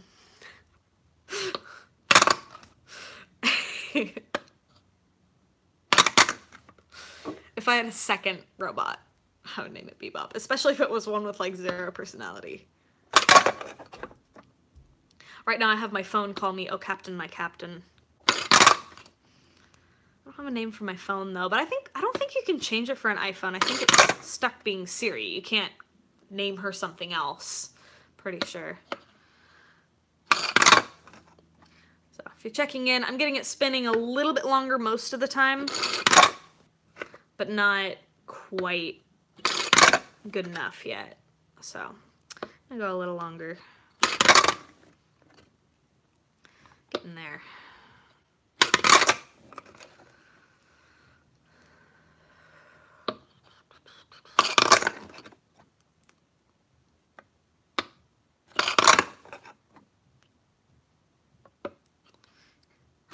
Your questions have been great. By all means, continue to ask questions, leave comments, suggest questions. I like asking you guys questions too.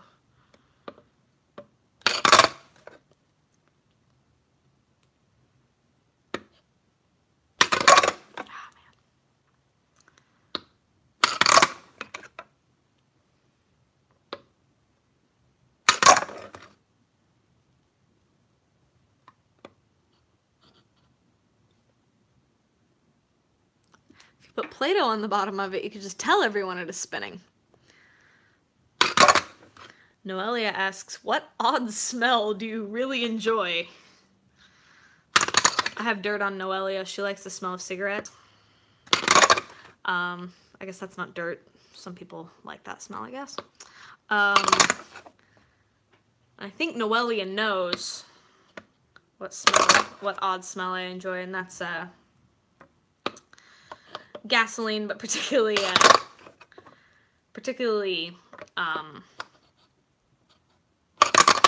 when I'm on a boat and you can smell the gas and you can kind of smell the smell of the water also. Water shouldn't have a smell, but if you're at a lake, you can smell it. I think the gasoline smells good, but probably not because of the actual smell of the gasoline. It's probably just my associations with it. Being out on the water and skiing and kneeboarding and all that stuff. Fun stuff. So this is definitely going to break my record for longest video, although my YouTube app has been having a little bit of issues. Hello, Mark. Mark signs on. So there's some trouble getting this thing to spin. If you're just joining us. I guess it's about 2:30, so maybe some people are joining. So if I let this go, it just flips over like that. So initially, every time I spun it, you were just seeing that happen right away. I'm kind of getting to the point now where I can spin it for... Well, never mind.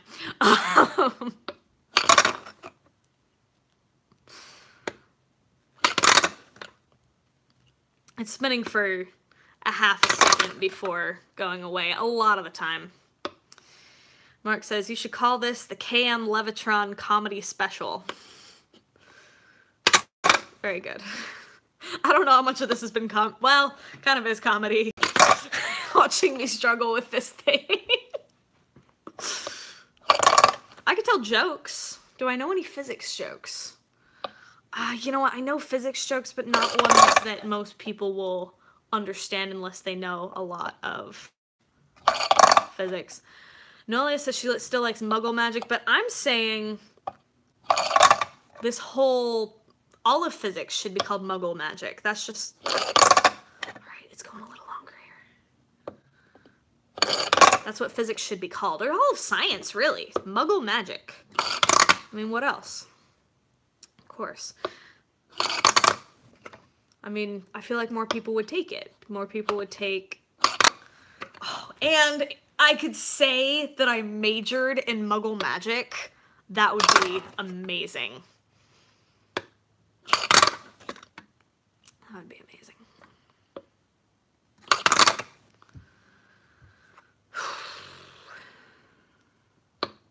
So, said this a couple times, but if you are joining, feel free to leave questions or comments or suggestions for questions for the audience here. If you take the plastic bowl off the magnets, can you get it to spin in the... If I take the plastic bowl, no, this will not spin on here at all. It will not. It just is stuck, like thoroughly stuck. I think this might be like some sort of special magnetic field where it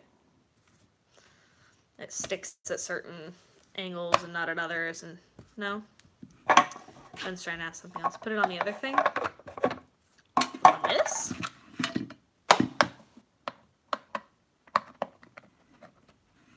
No, it's stuck. It's thoroughly stuck. I mean, there's nothing I can do with that, unfortunately. No? Colder? Like if I just use this without the base? Does the spinny bit tend to fly to one side more than the other? Yeah, we had this discussion a little bit earlier. Not particularly. I did kind of level it here. I did that a little earlier. They've got these little bits here that you kind of put underneath the base so that you can level it, because it was kind of flying to one side a little bit. But you can check whether it's level by putting it down like this, and then you let it go and see if it always falls to the same side.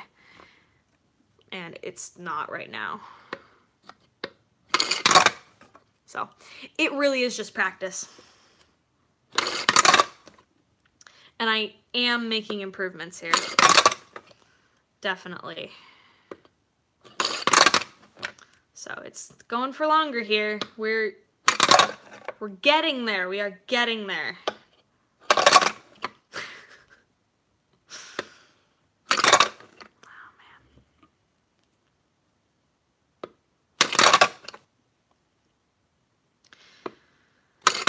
But I should learn to get patient with this kind of stuff, because this summer I'm going to be working with laser alignment.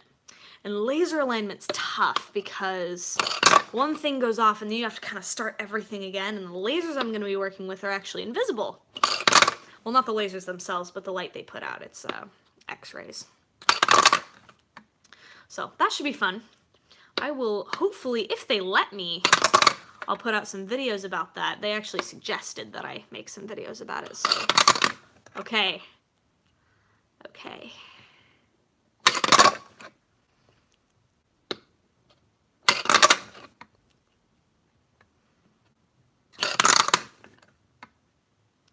Noelia asks, what apocalyptic dystopia do you think is most likely? I can go into all sorts of social scenarios, which are all likely if the nukes don't get us first. I know I'm a very optimistic person, but recently I've had to try to put conscious effort into not thinking about that.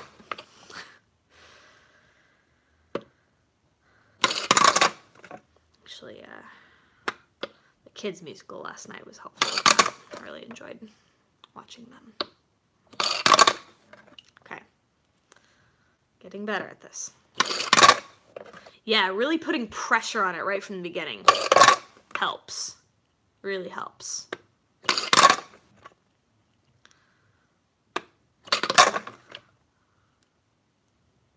Rabid squirrels, is that the most likely apocalyptic scenario? Rabid squirrels, well, probably be something we can't predict. Anybody else wants to chime in with suggestions for what is the most likely apocalyptic scenario? That is what we are talking about. Or post-apocalyptic, apocalyptic? I can't see the comments after they've passed by. Okay. The bad news is it's been almost 2 hours and I need to take a break, but if I leave this, then I'll have to make a new video. So I'm going to leave this running, and I'm going to take like 1 minute. So you guys can chill, or you can sign back in later, but I will be back in like 1 minute. All our teachers keep trying to make physics toys work. No one learns anything. Society becomes too dumb to function. Mark, is that really your concern? That's your concern? That's what's going to happen? In any case, I'm going to take a minute break. I'll be right back.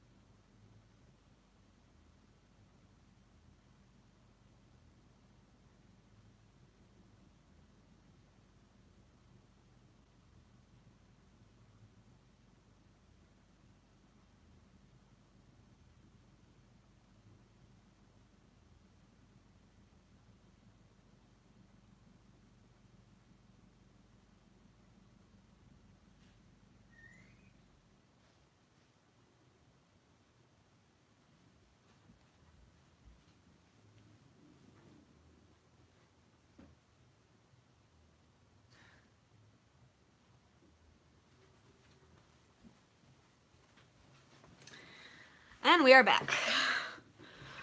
All right. Back to work here. Oh, man. Mark says he just looked up a YouTube video of this actually working, and it seems pretty cool.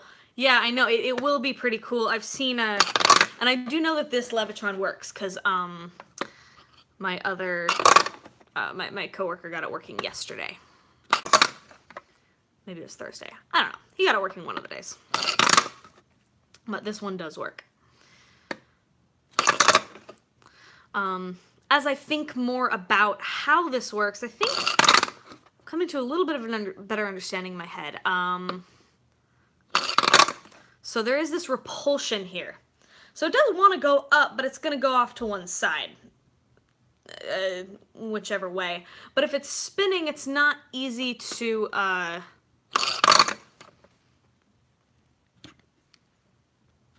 it's pretty level.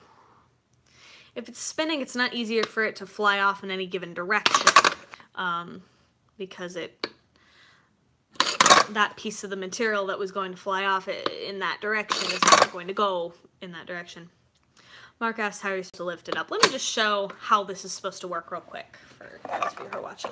So, once it's spinning, and it's stably spinning, and it just keeps on spinning, you take this and you lift it up just real slow, and then it just starts to hover above the platform, just a little bit.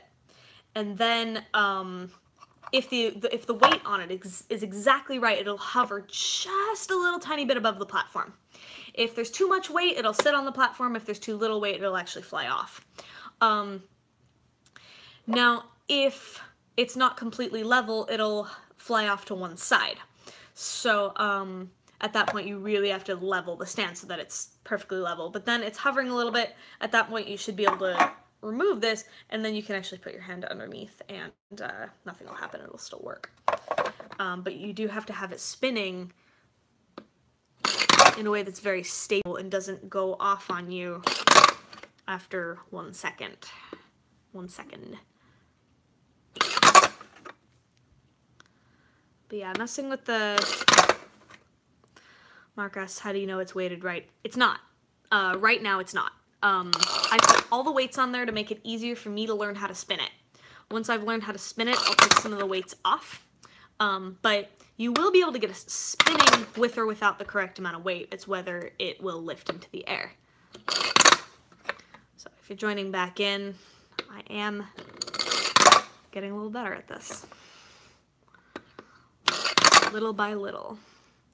I'm trying to imply the same growth mindset that I use in my classroom. And of course, I have been encouraged that this just takes time. Mark says by 5 she should have it down.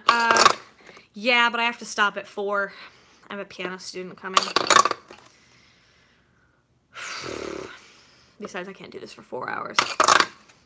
Though I just now implied that I might be doing it for 3. I do have other I do have a life. I do teach piano to 1 student. I used to teach piano to lots of students. That was my sort of college job.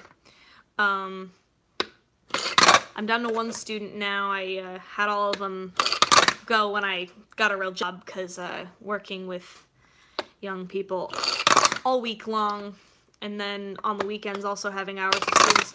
I didn't need to do it anymore, and like I did in college because that was my only real job. So I just have 1 student now. But she is also the first student I ever taught, which is kind of a cool thing.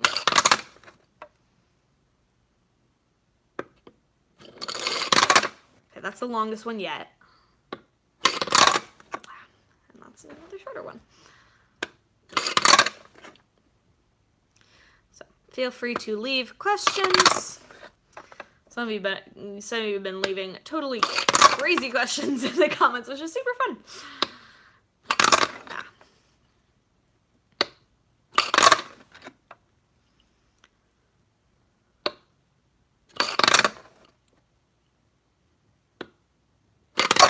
That one was bad, but I'm starting to get better at this. Never mind.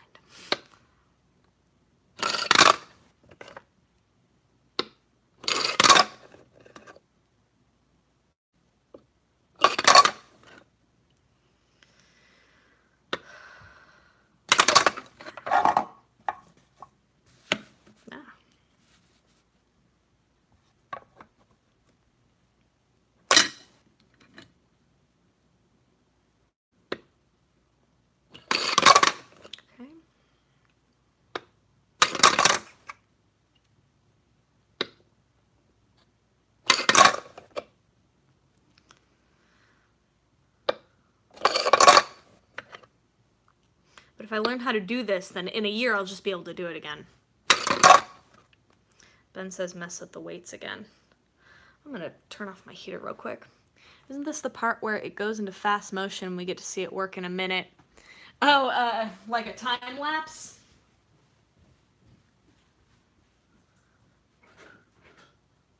No, as you have noticed, this is live, so, no, there's not gonna be any time lapse here. But I could make a time lapse of this whole thing. That would be kind of interesting. Although I don't know if you'd be able to really, like, see that there's any progress, just because, like, it goes so fast.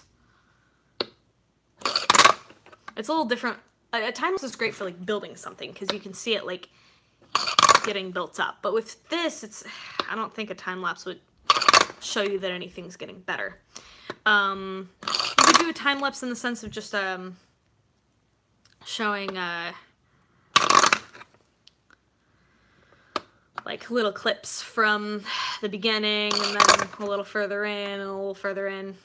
Ben says, I do have a time machine, it just goes forward in regular speed. That is true of everybody.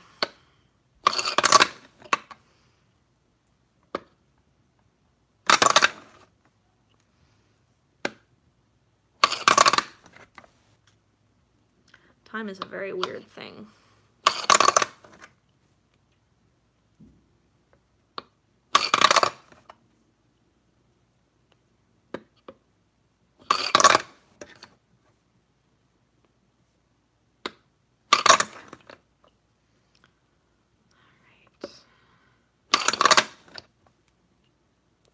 Mark says spin it slower or faster.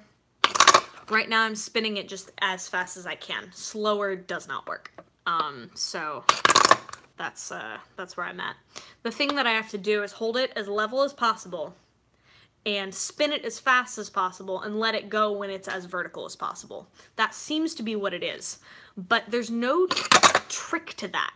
It really is just kind of a muscle memory thing. You have to just practice on it until you can do it. Mark says fast doesn't work either, apparently. Mark, you joined in a little late here. You should have seen when it started.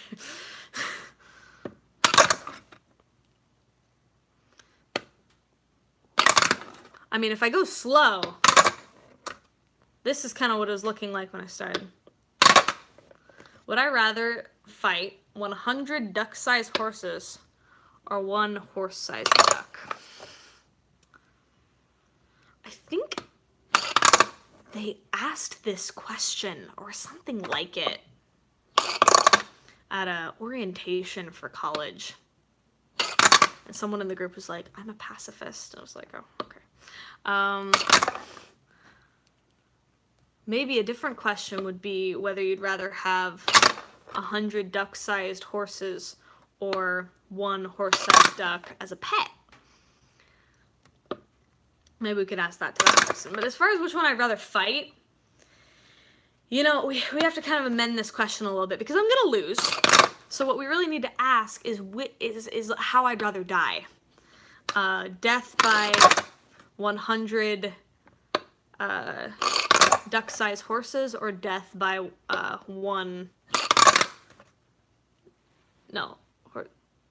duck-sized horses or death by 1 horse-sized duck. And then I have to think about how they would actually be fighting or killing you. And I'm assuming this duck, this really big duck, is like clawing you with its webbed toes. And Mark thinks that horses are less aggressive than ducks. Yeah, the thing that horses are able to do is like kick you or trample you, but little tiny ones, what are they gonna do? I guess they've still got some bite power to them. So it's like either getting ripped apart by a giant beak and webbed toes, or Ben says he thinks I could take the 100 duck-sized horses, just lift my legs a lot. Yeah, can't I just kick them out of the way, right? There's just a lot of them. I can trample them. Man, this is so dark. It's okay. Things get dark. Things get really dark in my class. Yeah, okay, I think I can take the... I'll take the 100. I have a better chance of surviving.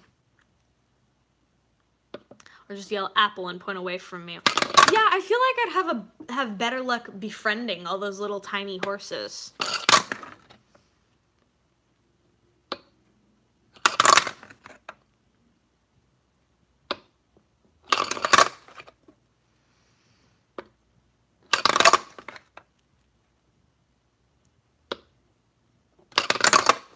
If you're just joining us and haven't seen, this is what the surface of this platform looks like from people trying to learn how to use this.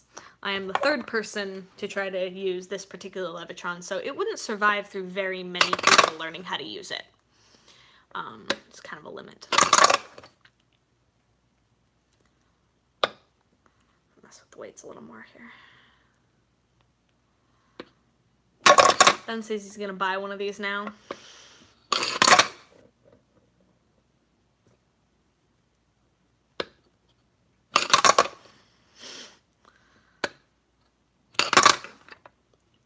Have fun, Ben. You can do this. You can spend 2 hours in front of your camera learning how to use the darn thing. It has been almost 2 hours. I still can't spin the top, but I've gotten better at it. Maybe it's too scratched up. Oh, actually, it's fine on any flat surface here. This thing will spin. I mean, get the magnet away from it, but I can show you that this will spin. It works fine. But that's not about the surface being scratched.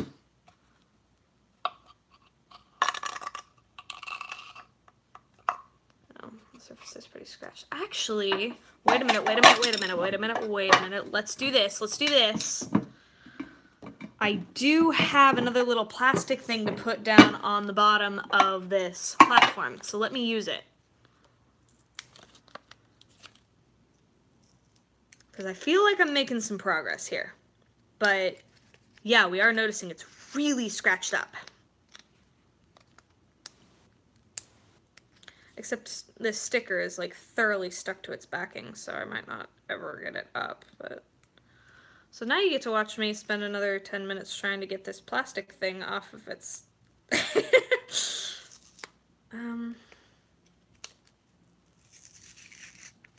like destroyed. What? Well...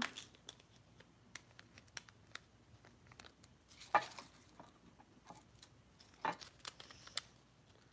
feel like this backing's supposed to come off.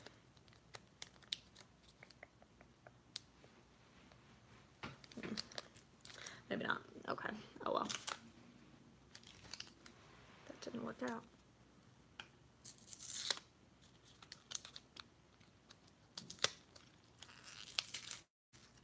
Wait. Okay. It's definitely supposed to come off. It's supposed to look like that.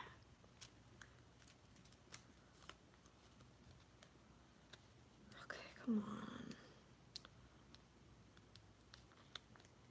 Because I think you're actually right. This is getting to the point where it's so scratched up that the top won't spin on it for very long. It's just not stable. That's not entirely my fault. There have been 3 people learning how to use this. Oh man, but if I can't get this, then I don't know if I can do this. It's like without the magnet right now, it'll only spin for a very short amount of time before... Well, it's also hitting the edges here.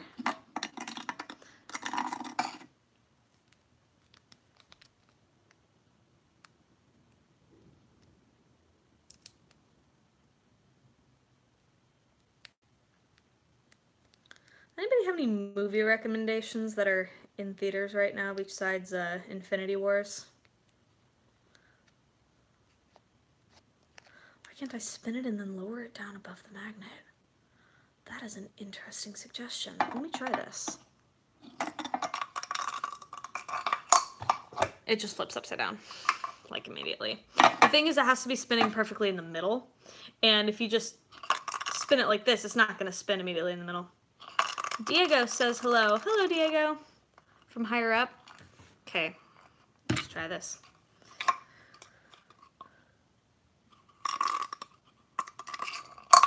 It just flips over. Diego suggests Avengers Infinity War. Yeah, I haven't seen the movies leading up to that, so I have to wait on that one. That's why I'm kind of asking, because I really want to see that movie. But the reason why I'm asking is because I can't really go see that one right now. I have to wait on it. Wondering if there are any movies I should watch other than that. So if anybody has suggestions for me, that is quite welcome. So right now what I'm doing is I'm trying to get this little piece of plastic. It's got like this paper backing on it. And it's supposed to go over this in order to make it less rough. See the scary movie with the dude from The Office? What movie is that?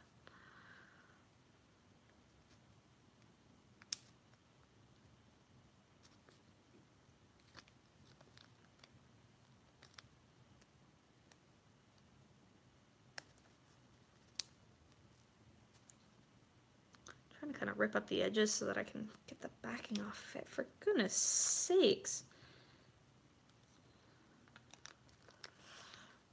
I don't know if this is going to work.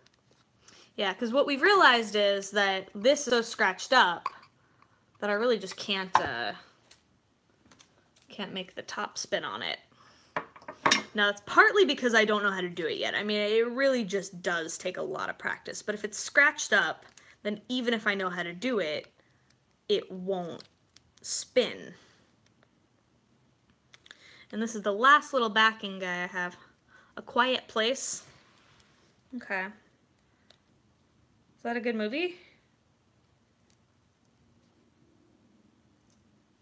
People are giving me movie suggestions, yeah.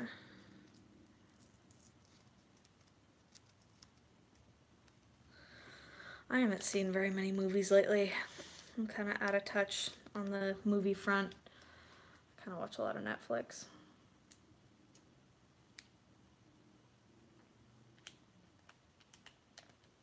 I'm like so close to just gluing this thing down. Because like it's supposed to look like that, but it won't come off.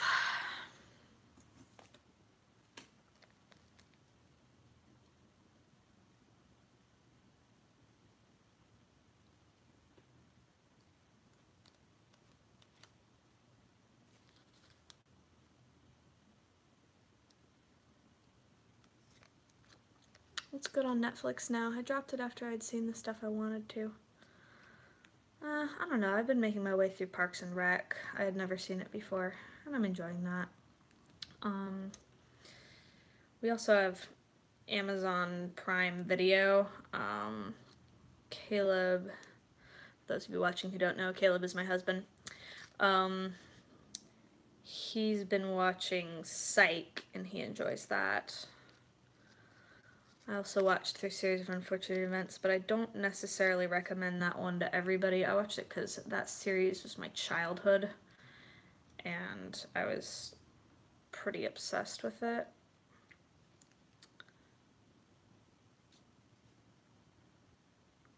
Mark says, my brother is literally watching Psych right now. I watched an episode, it seemed pretty good. I'm just in the middle of another show right now, so I don't really want to jump into a different one. And Caleb and I were watching through Arrow, which was enjoyable. I got mad at some of the characters and then stopped, but I'll probably get back into that one. It's pretty good.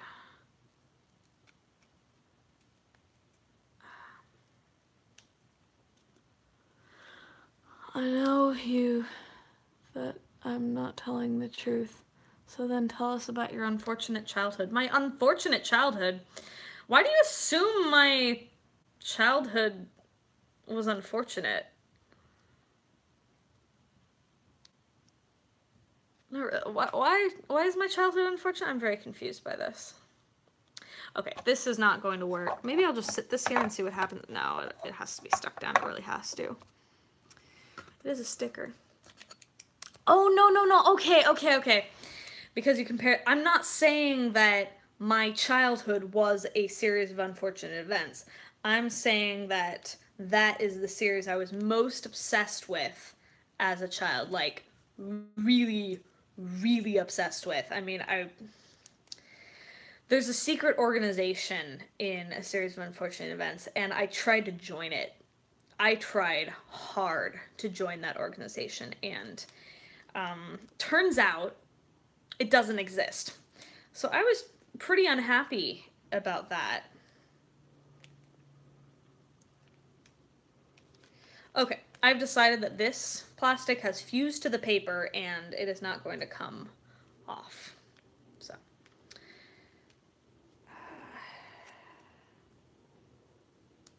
that's getting set aside. I'm going to keep trying to spin this thing because maybe I can still get it to work. But even if I can get it to spin, I don't know if it'll last long enough for me to be able to make anything lift off.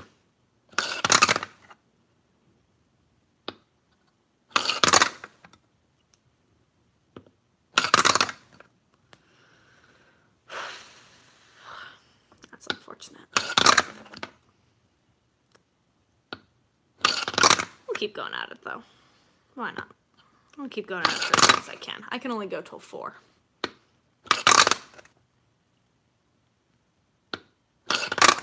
So I might have a 3-hour video in which I fail to ever get this thing to spin. That might happen.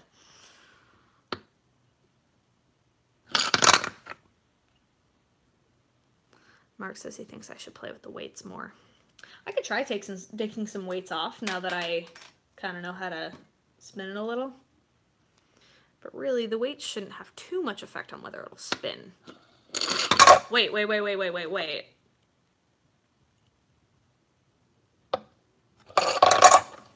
Okay. Okay.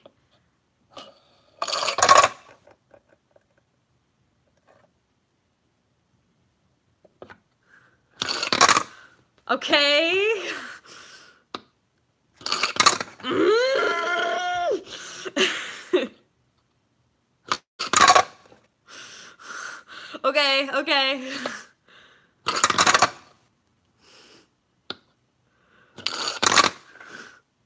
Even less weight. I mean, at that point, dang, I dropped a rubber band. Well, I've got another one, but it matters that I have both rubber bands. No! Okay, I'll find it later. I'll take off another weight.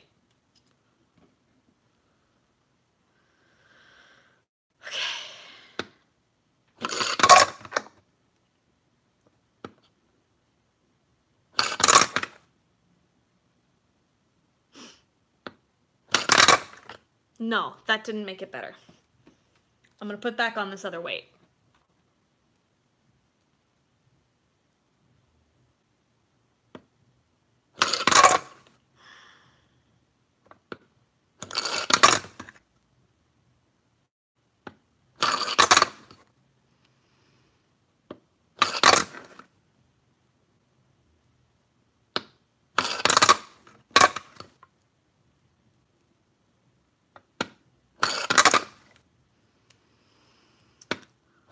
Feel free to continue asking random questions in the comments. I've got about another hour I can work on this before I have to call it quits. I had no idea how long this was gonna go. I thought it might be a couple hours, but... Okay.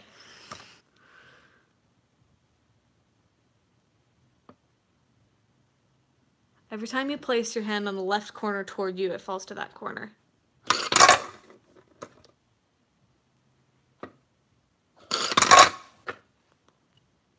Sure what you mean. Is it falling consistently the same way? Yeah, it's starting to fall onto this side, so I'm gonna level it over here. Okay. We are making progress, people. Real progress. This is what happens when you do physics over and over again. You do get better eventually. It may seem like a long path. May be a long path. Are the weights on the spinner totally flat? Yeah, pretty much. I'm gonna do this though. I'm gonna actually put them in order so that the heaviest one's on the bottom. I think this one's next. Actually, that's the order I had them before. Let's try again. I really wish I did have a flatter surface here, though.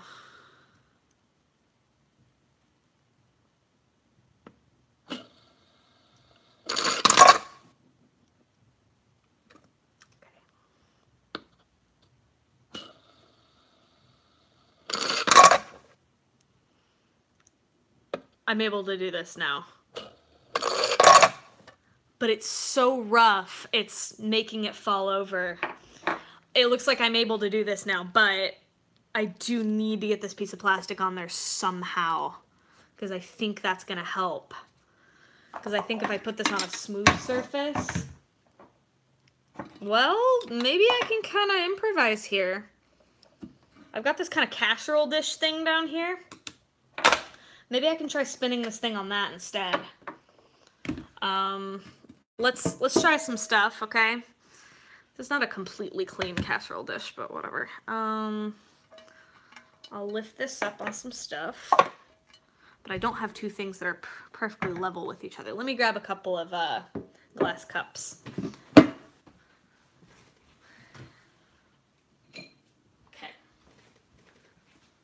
We're gonna see if we can make this work.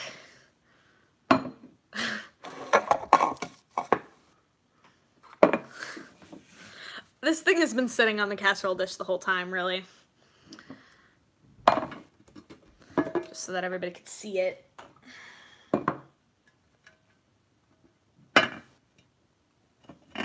This is up too high now, I think. Way too high. Okay, let's lift this up to here.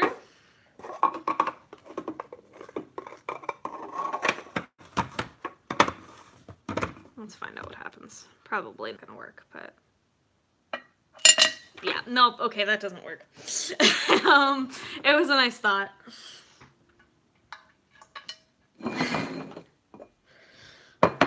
But I think we might be limited. Mark asked how long it'll spin for when it works. Well, if I can get it up into the air, it will spin for a very long time. The reason why being that there's no friction. Once it's up in the air, there's very little friction. If I can get it on here. Yeah, I have to get the paper off this little piece of plastic.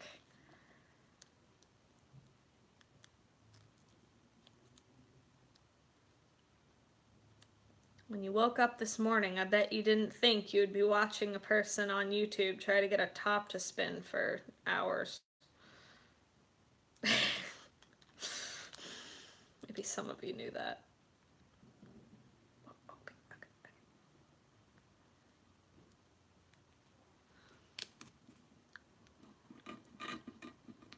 Also trying to get a little piece of, so what I'm doing right now, I'm trying to get this plastic thing onto here. And it should be a sticker. It's supposed to be a sticker.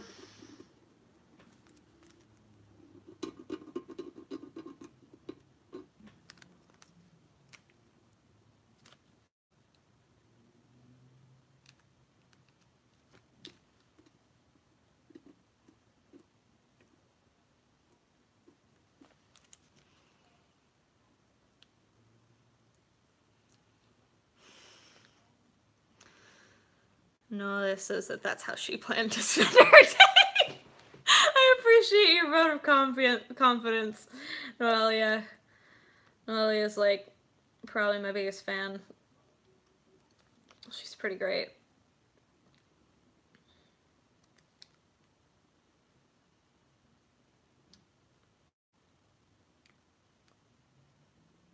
Come on. This is a terrible sticker. Maybe there's another sticker in here. Sticker! Accio sticker!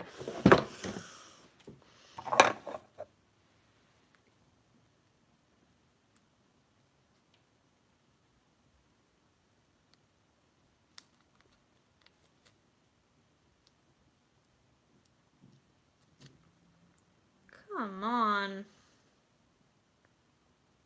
This is the worst sticker in the history of stickers.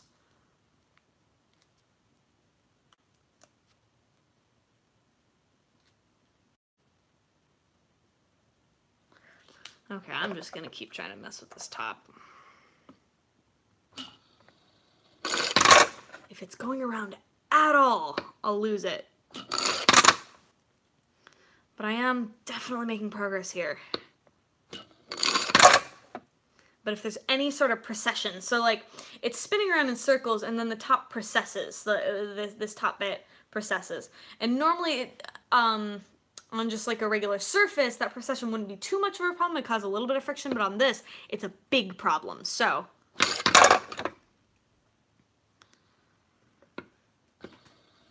if there's any precession at all, I can't do it.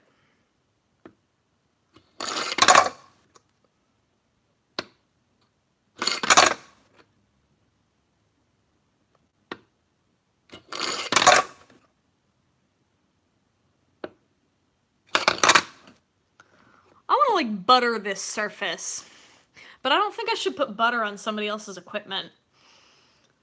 I should totally take a highlights reel of this video. I'll like download it or something, which will take like 3 billion years. Lift it when it does the spins.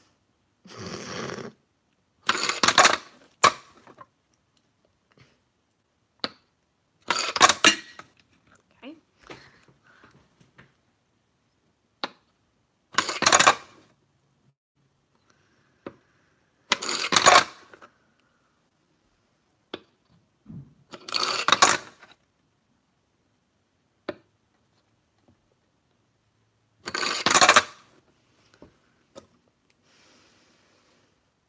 Some of you have been with me for a very long time.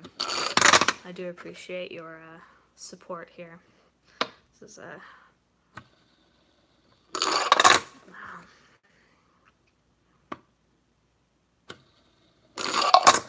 it's just not quite centered enough, but it's getting there.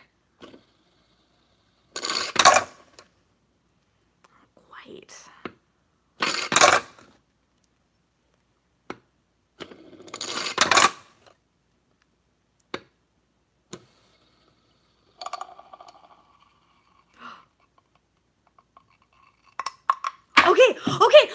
Okay. We're on to the next stage.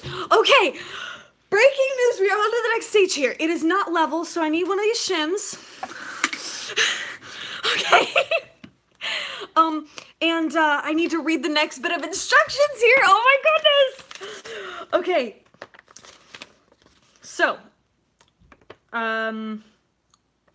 spin the top on the center of the recessed cup of the lifter, which should be centered over the magnetic base. Notice that the top will spin only over this central point. It really only does spin on the central point. And that's the nice thing about having this here in this exact place. It'll only spin right there in the center. Okay, if the top is correctly weighted, it will just barely rise off the lifter as you gently raise it to its normal floating height of approximately 2.5 inches.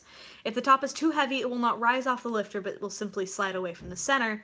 If it is too light, the top will rise too quickly and not hold its flight. Okay, so it does need more weight on it. I'm going to put a little bit more weight here.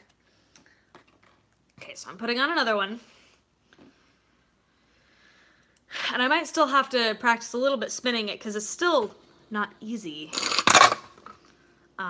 But I can do it now. I can do it. I believe in myself. I believe in myself slightly less.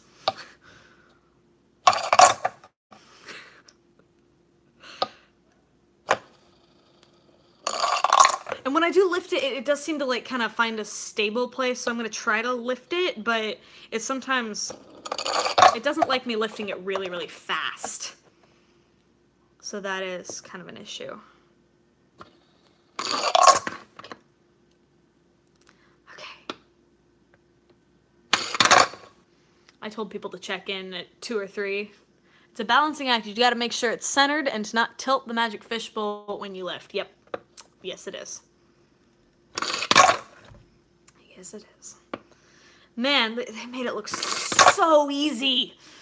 They make it look so easy.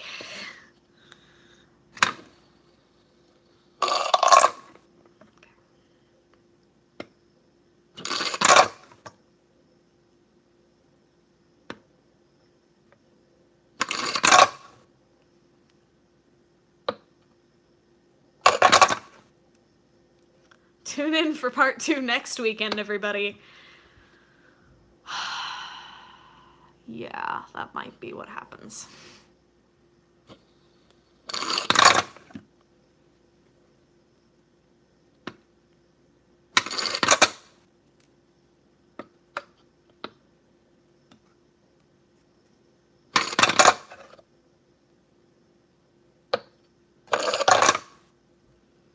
Come on.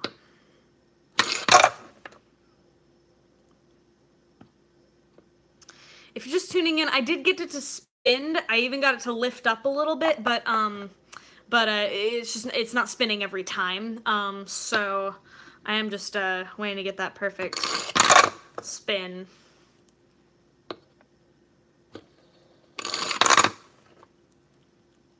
And once it spins, I can lift it a little. But as soon as I touch the darn thing, it just falls off center.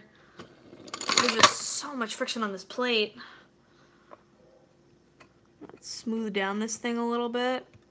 There's basically this little, so the piece of plastic is broken right there, completely broken. So there's these little things that the top falls into and really trips over.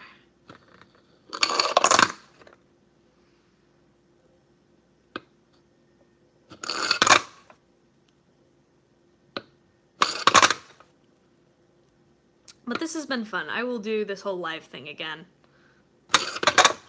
It's not my Levitron, otherwise I would put butter in it.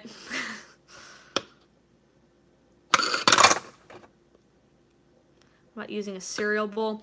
The thing about this is it's got it hovering at exactly the right height. Just like that when you gave it to me.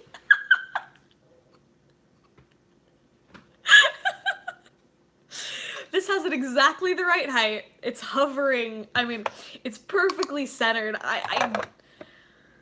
Unless I have a cereal bowl that's exactly this shape, I don't think I'm going to be able to make a cereal bowl work.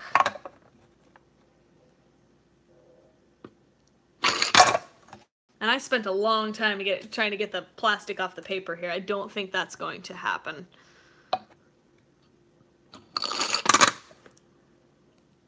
But I've enjoyed this whole live filming thing, so we'll do that again another week for sure. What do you have that's flat and small that fits in the bottom? Yeah, let's start playing with that. What do I have? Something circular, like a disc. I have half of mine to just glue this down. Paper. Yeah, the thing is paper does have a lot of friction on it too, and if this isn't gonna stay down, I don't think paper will. But I can, it's worth a try. It's worth a try. Let's get some paper. I have some paper right here.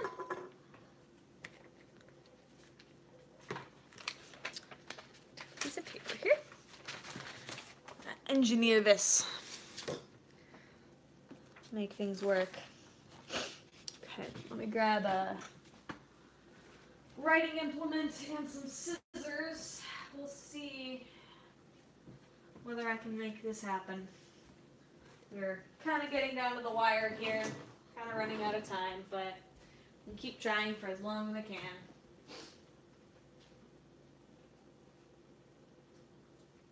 I can't find my scissors right now, actually, so that's kind of a challenge. We do have a place we keep our scissors, but they're not there.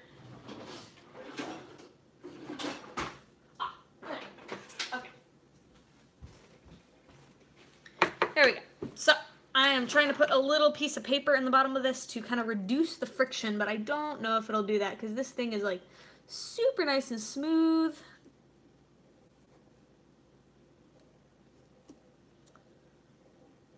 The plastic is just so nice and smooth. I wish I could get that to work. Okay, so, oh look, my top is stuck to my scissors.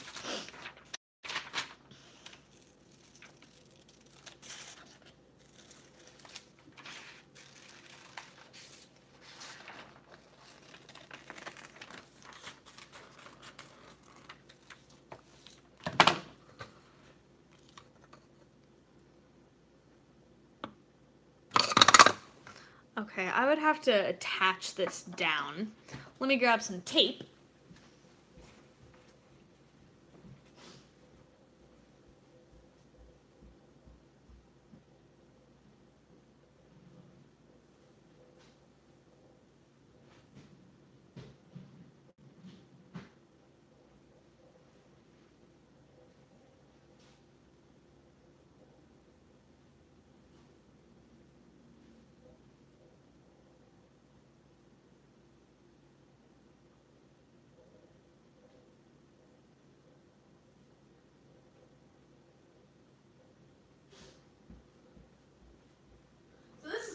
Pathetic, but I don't seem to have any tape.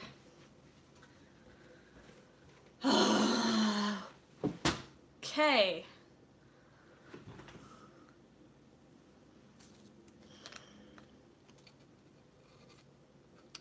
Nothing to attach this with.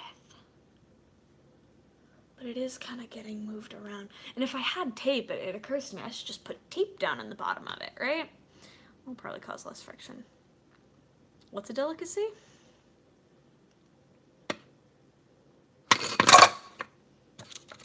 Try with that. I got really close a couple of times. Let's just stick it out. Buttered paper. Yes, of course.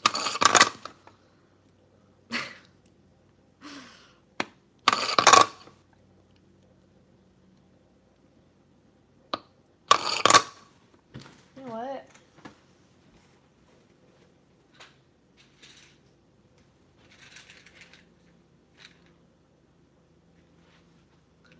Butter paper, that does sound delicious. I'm gonna put down the top of a ibuprofen bottle. Let's put a little paper in there. Maybe I can get it out. Hashtag butter paper. Yes, delicious.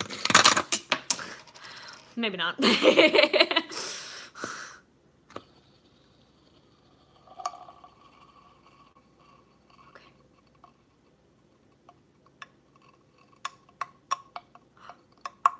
Okay, okay, okay. We've got this.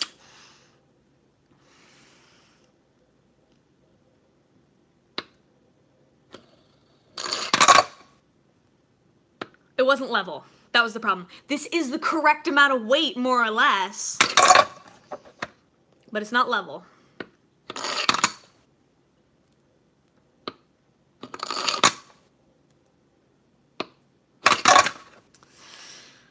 I was told that once I got to the point where I could spin this, I'd be able to do it every time. That was a dirty lie. Or maybe he just didn't remember his own journey to make this work. I'm sure he didn't sit for 2.5 hours in front of a camera, though. Because who does that? Now I'm 50% of the way there. Thanks for the vote of confidence. No, this is the hardest part. It's supposed to be anyway.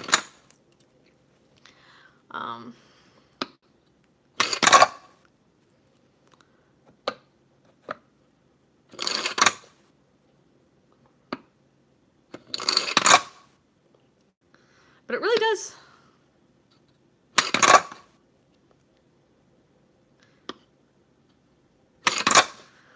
Those of you who have been watching can see there is an issue with this fishbowl, though. There's a heck of a lot of friction at the bottom of it because I've messed this up so many times that I've made so many dents in the plastic that now spinning it, even without the magnet, it doesn't go for very long. It just falls over. I can always wash butter off a fishbowl.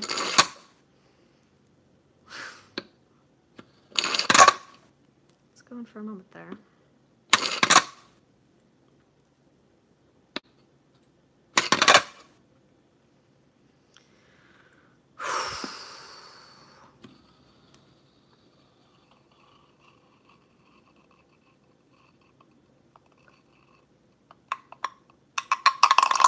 Okay.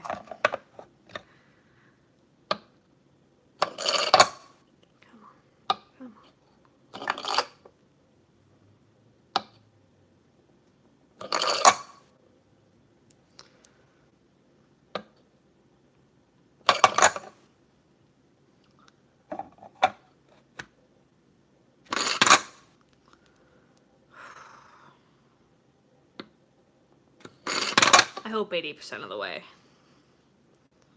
I mean, getting this to spin, you saw, took a long time. Getting to this point.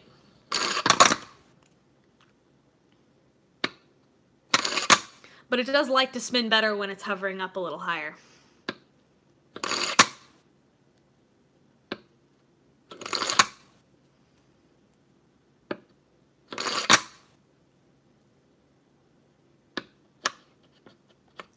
Hands are so sweaty.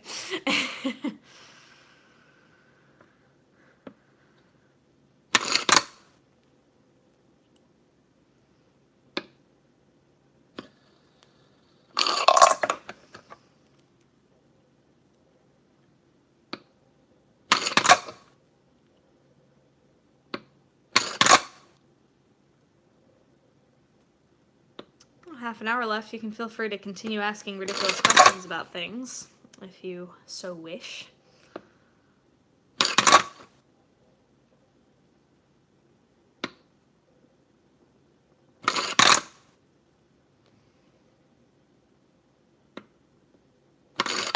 So after this video is over, or after I'm done, my phone's gonna try to upload it. It might fail, so you might actually be unable to watch this after this is over. My phone's been having some issues with the YouTube app. If you're checking back in, I can spin it now. lot of friction on the bottom of this, though, at this point. I've thoroughly scratched up the plastic.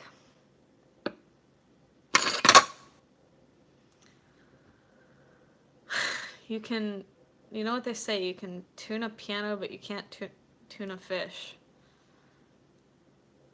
I'm trying to figure out how that connected to anything that has happened. Actually, I need to sign off in about 15 minutes to clean off the common area in my apartment so that it's semi-presentable when I have a student here. Piano student, that is.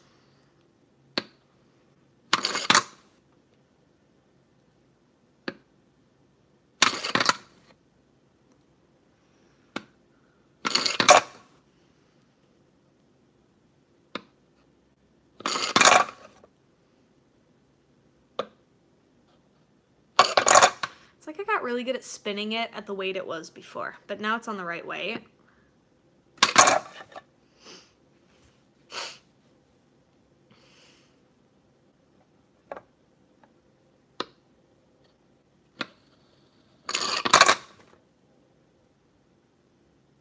Recover from your Levitron wrist, the rarest of sports injuries. That would be a pretty rare sports injury. Is there any sport for spinning tops? Because I think maybe I'd like to enter that after this is over. I'm gonna be such a good top spinner. By then, I'm gonna be like amazing.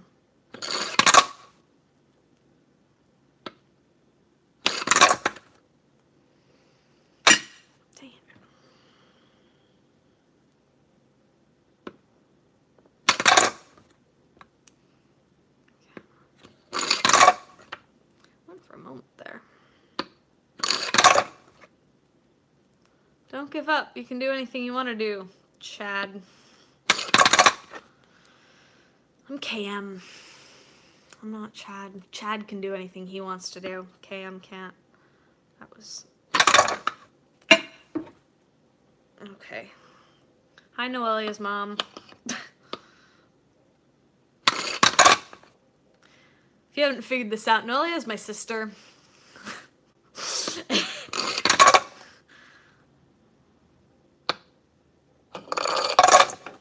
That's why I give her such a hard time.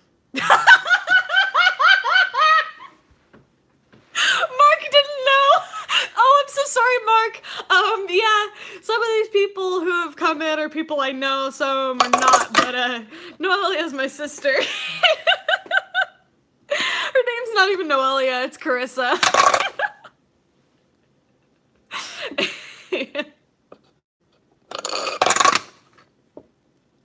Yes, I did! I was gonna try to maintain her anonymity, but then it just, it was just too... Okay, sure. Hi, Mom! That just sounds weird, though, right?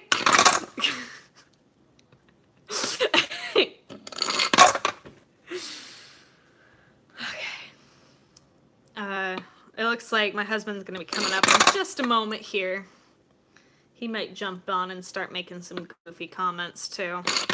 He says he's gonna come up very quietly, but it really doesn't matter at this point. I mean, I've been going so long.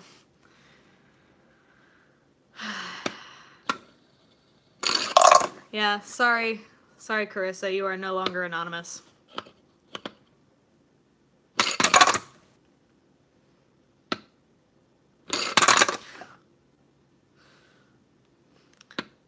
If anybody else wants to jump into this completely ridiculous conversation, by all means, feel free.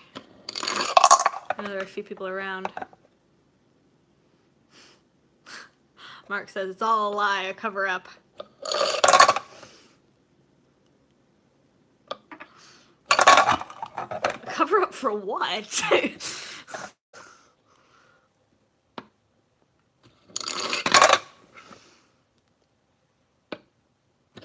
Also, what's a lie? I mean, very confused.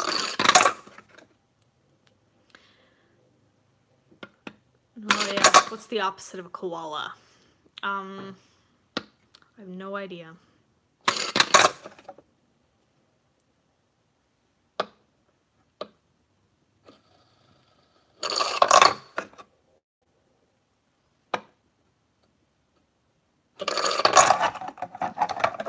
really do have to kind of keep grip on the whole thing. Mark says, what? I don't know. I'm confused.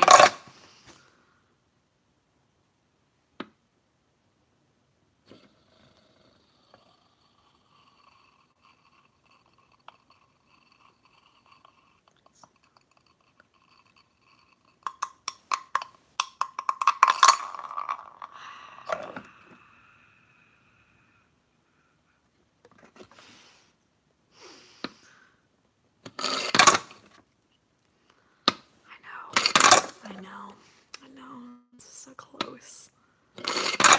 I think if the top was smooth, I would have gotten it by now, but as is, I'm not sure what to do. I didn't realize it would be so much of a problem. I might be able to get help with this on Monday, but bad jokes and failed physics, 5 stars. Do I know any good physics jokes? Oh, yeah. Why, let's see. Why didn't the photon need any help with its suitcases? Because it's traveling light.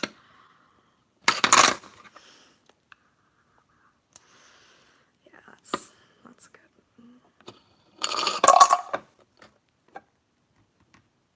What do you call a particle of fake light? A photon.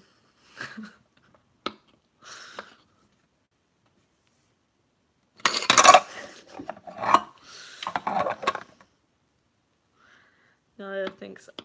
I broke physics. Mark, I don't have many jokes that you haven't heard in class. I make all of my jokes in class. That's the thing.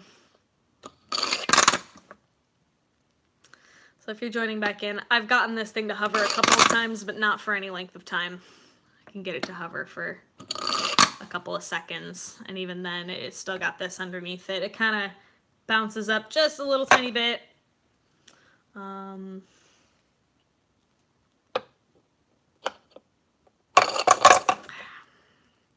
But it's getting closer. I'm a little more consistently able to do that, right? And then you lift it up, and then it'll stay spinning for a little longer once it's lifted up.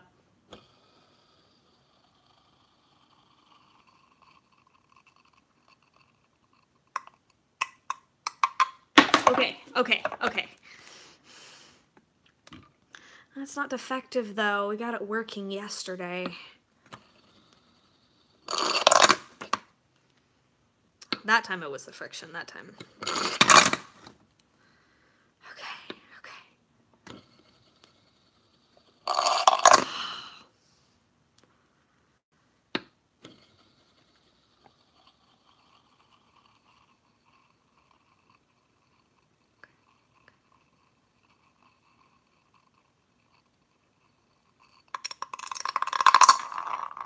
It's pretty level. It's going around in circles at this point.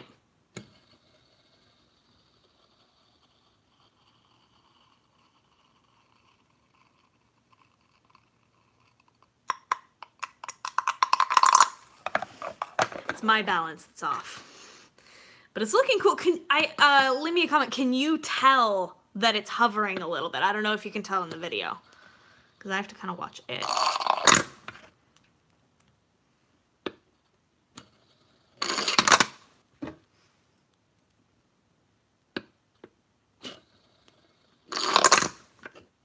Yeah, you can tell. Cool.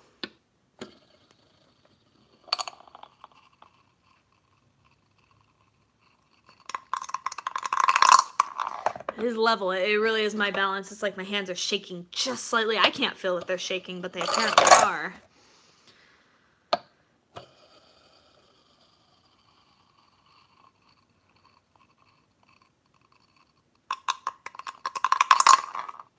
It might be just too heavy.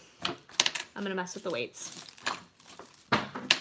Okay, so the red washer is 0.4 grams.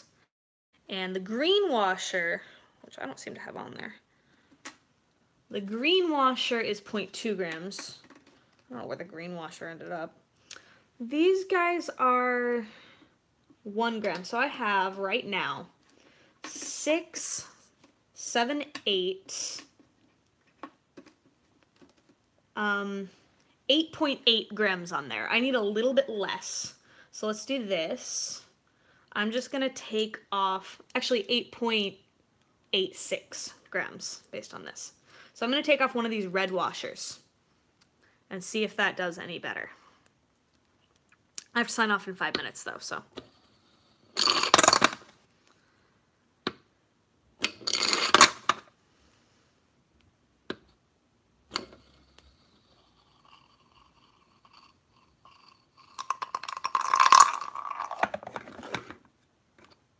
It's level, it's just my balance that's not getting there.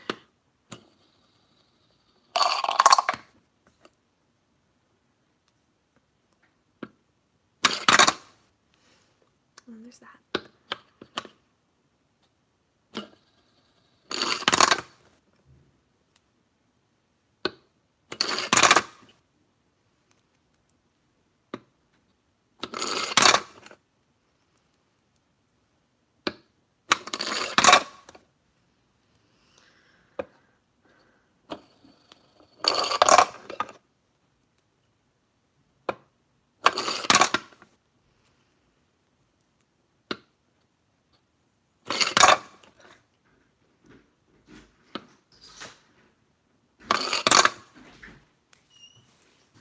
Hi, Caleb. Hello. So, my husband just got home. I've got about 5 minutes before I have to pack this away. Okay.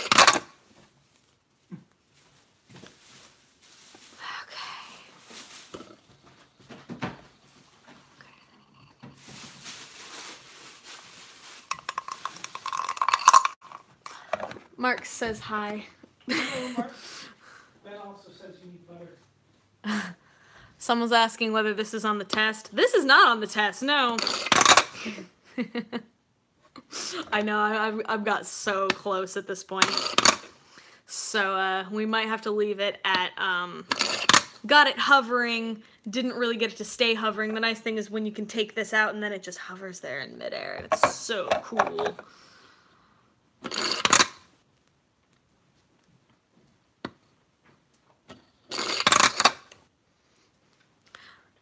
This is, I'm almost 3 hours into this. 3 already? Oh, yeah. You're going to end the video, walk away. Yeah, sorry, Mark. You want me to come back later today? You know, I have a life, you know.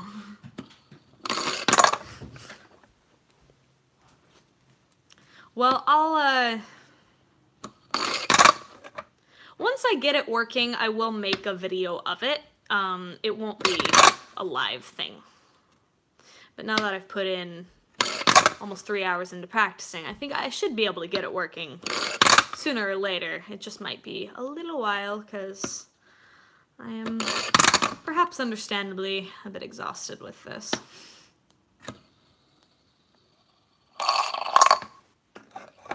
Ooh, why couldn't the physicist go to the bar? I don't know, why couldn't the physicist go to the bar?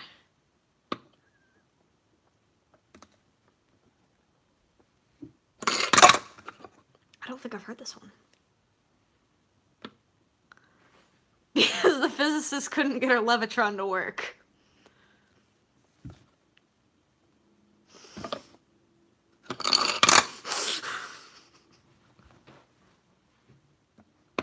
Thank you. Actually, that should be, why did the physicist go to the bar? Because she couldn't get her Levitron to work. I don't drink a lot, but if I did drink my feelings, this would be a reason to do that. Okay.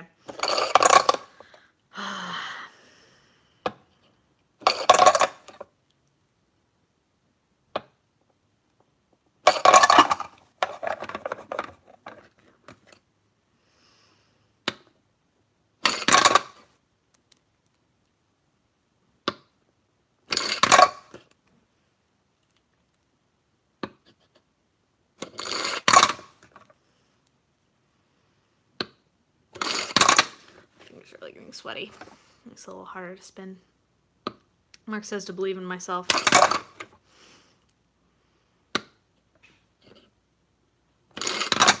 Actually, it's getting a little harder to do as I go. I'm finally getting to the point where my fingers don't want to cooperate with me. It's been so long. I've never repeated one motion for so long.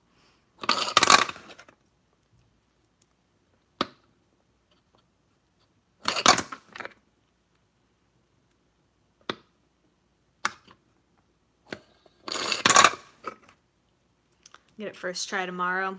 Good chance. If I even try to work with it tomorrow. But we'll see.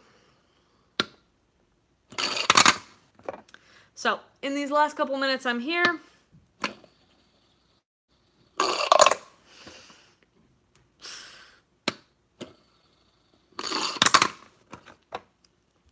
If you want to leave suggestions for other things for me to do or try to get working or whatever you want.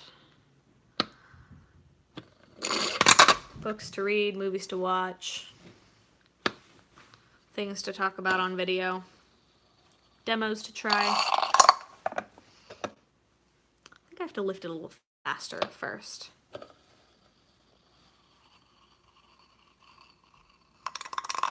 Once it starts going in a circle like that, I know it's not going to work. Okay, I do have to sign off now.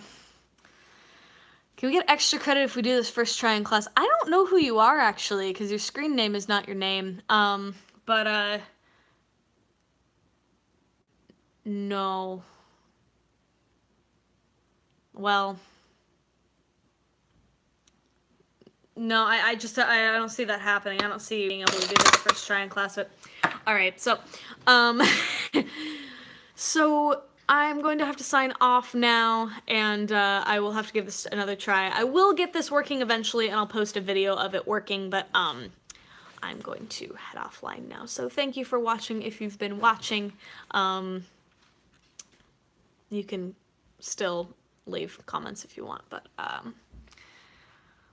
some of you I will see you on Monday, and some of you I'll see you other times, and I'm sorry that this didn't quite work. If you go back about 15 minutes in the video, if you haven't been watching, we've gotten to hover a little bit, but I'm gonna head off. Bye-bye!